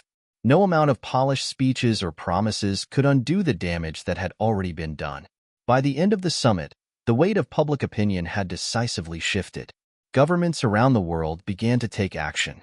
The UN announced a new initiative to support startups and innovators like Emma, creating an international fund to foster true innovation in the clean energy sector. Synergy Apex's influence had been severely diminished, and it was clear that their monopoly on the energy market was rapidly coming to an end. The media coverage was overwhelming. News outlets reported that the tide had turned, that Synergy Apex's stranglehold on the energy market was finally being broken. Emma's name was everywhere. Her technology, her vision, her fight for the future. But for Emma, the victory was bittersweet. She had won the battle, but the real work was just beginning. The fight to create a sustainable, equitable world would take years, perhaps decades. But she wasn't afraid. She had faced the corporate giants, exposed their lies, and come out on top. Back at the office, Emma stood by the window, looking out over the city. The sun was setting, casting a warm glow over the skyline. She felt a sense of calm wash over her, but also a quiet resolve. This is just the beginning, she murmured to herself. The future starts now. In the days following the UN Climate Summit, the world was abuzz with news. Synergy Apex, once considered untouchable, had been brought to its knees by the relentless pursuit of truth and innovation. Emma's groundbreaking technology was no longer just a hopeful theory. It had been validated by experts, accepted by governments, and embraced by people around the globe. Yet, amid the overwhelming sense of victory, Emma felt a mixture of relief and responsibility. The war wasn't over, not by a long shot. It had just entered a new phase. The media frenzy around her was relentless, but now it was different. Rather than attacking her, reporters were eager to hear what came next. Emma knew that this was her moment to solidify the foundation of the change she'd set into motion. The story had shifted. No longer was she a lone inventor struggling against the odds. She was now the leader of a global movement that had the power to reshape industries, governments, and societies. But that wasn't the only thing Emma was aware of. Synergy Apex wasn't finished. Even though their stock had plummeted, their brand was still a giant in the energy industry. Corporate executives were scrambling behind the scenes to salvage what remained of their empire, and Emma's enemies wouldn't go quietly. There was still work to be done. In the weeks after the summit, Emma became a symbol of hope. Activists, environmentalists, and citizens across the world rallied behind her. Thousands of grassroots organizations, spurred by the new era of transparency and accountability, began forming alliances and pushing their governments to take real action. There was a palpable energy in the air, a sense that change was not only possible but imminent. But Emma knew that the real work of transition had just begun. The global economy was still heavily reliant on fossil fuels, and Synergy Apex had deep ties to governments and industries that weren't willing to let go of the status quo. If she was going to succeed, she needed more than just public support. She needed to build infrastructure, secure funding, and create a global coalition that could challenge the old guard. I'm proud of what we've accomplished, but now we need to make sure that this doesn't just become another passing moment, Emma said to Dylan one evening, as they sat in her office, planning the next steps. You're right, Dylan replied, running his fingers through his hair. The next phase is going to require not just innovation, but political savvy, international cooperation, and a vision that transcends borders. Emma had already begun preparing for this. She'd reached out to global leaders, scientists, and entrepreneurs to discuss the future of renewable energy and how to foster innovation while ensuring equitable access. It was clear to her that this wasn't just about clean energy. It was about redefining what it meant to care for the planet, to care for each other. The first major project Emma spearheaded post-summit was the creation of a global green technology fund. The goal was to provide grants and investments to innovators around the world who had the potential to disrupt industries, from energy production to waste management to agriculture. Emma knew that the success of her technology had sparked a global desire for change, and she was determined to harness that energy. The fund would not only support breakthrough technologies, but also ensure that those innovations reached communities that needed them most. The goal wasn't just environmental progress, it was also economic and social justice. But as Emma worked with her coalition to get the fund off the ground, she faced an entirely new set of challenges. Political roadblocks, regulatory obstacles, and corporate lobbying were formidable forces working against them. Synergy Apex and other fossil fuel giants had deep pockets, and they wouldn't let their dominance slip without a fight. As Emma sat with her team, reviewing the first round of funding proposals, a small smile crept onto her face. Despite the challenges, there was a sense of unity and purpose in the room that had never been there before. This wasn't just a business venture, it was a movement. We're doing this, Emma said, looking around the room at her team. We're changing everything. It wasn't long before Synergy Apex made their move. Despite losing ground in the public eye, they weren't going to let Emma take control without a fight. Their PR machine kicked into overdrive, attempting to repaint their image as the real innovators in clean energy. They even began releasing their own supposedly green technologies that, on closer inspection, were little more than repackaged versions of their previous products, with little to no actual environmental benefit. But Emma wasn't fooled. She knew that Synergy Apex's efforts were just another attempt to maintain their stranglehold on the market, to prevent true disruption. It was clear they still had the power to manipulate the media, the government, and global corporations. Their desperation was becoming apparent as they attempted to undermine the credibility of Emma's work by paying off scientists, lobbyists, and even some political leaders to cast doubt on her success. But Emma had anticipated this. With the Global Green Technology Fund gaining momentum and her alliances in full force, she began a campaign of transparency, bringing even more experts into the conversation to expose Synergy Apex's continued greenwashing. She reached out to journalists, environmental watchdogs, and independent scientists to ensure that the public understood what was truly happening. We can't let them get away with this, Emma said, as she gathered her allies in a secure conference call. The people need to see the truth. The world was watching, and it was up to Emma to make sure the truth didn't get buried under another wave of corporate deception. As the pressure mounted, something unexpected happened. Governments began to step up. Countries that had previously been hesitant to take action on climate change were now passing legislation to accelerate the transition to clean energy. This shift wasn't just a result of Emma's campaign. It was a global awakening. Citizens were demanding change, and their governments were starting to listen. Emma found herself at the center of this movement, giving speeches, attending forums, and working behind the scenes to help guide the world's transition to a sustainable future. She wasn't doing it alone. Her allies, including Dr. Alana Hart, Jacob Reynolds, and the many voices of the grassroots movements, were right there with her, pushing for policies that would reshape the world's energy systems. One of the most significant moments came when the UN passed a historic global green energy initiative. This agreement, which called for a coordinated global effort to reduce carbon emissions and foster green technology innovation, was the culmination of years of work and Emma's tireless fight against the old guard. The initiative wasn't perfect, but it was a start, a binding agreement between nations to take action. Months later, Emma stood on the stage of a newly established global climate summit, where world leaders, environmentalists, and innovators gathered to celebrate the success of the global green energy initiative. Emma had not only witnessed the transformation of her technology into a global industry standard, but she had also been instrumental in securing the policy and funding necessary to ensure its long-term success.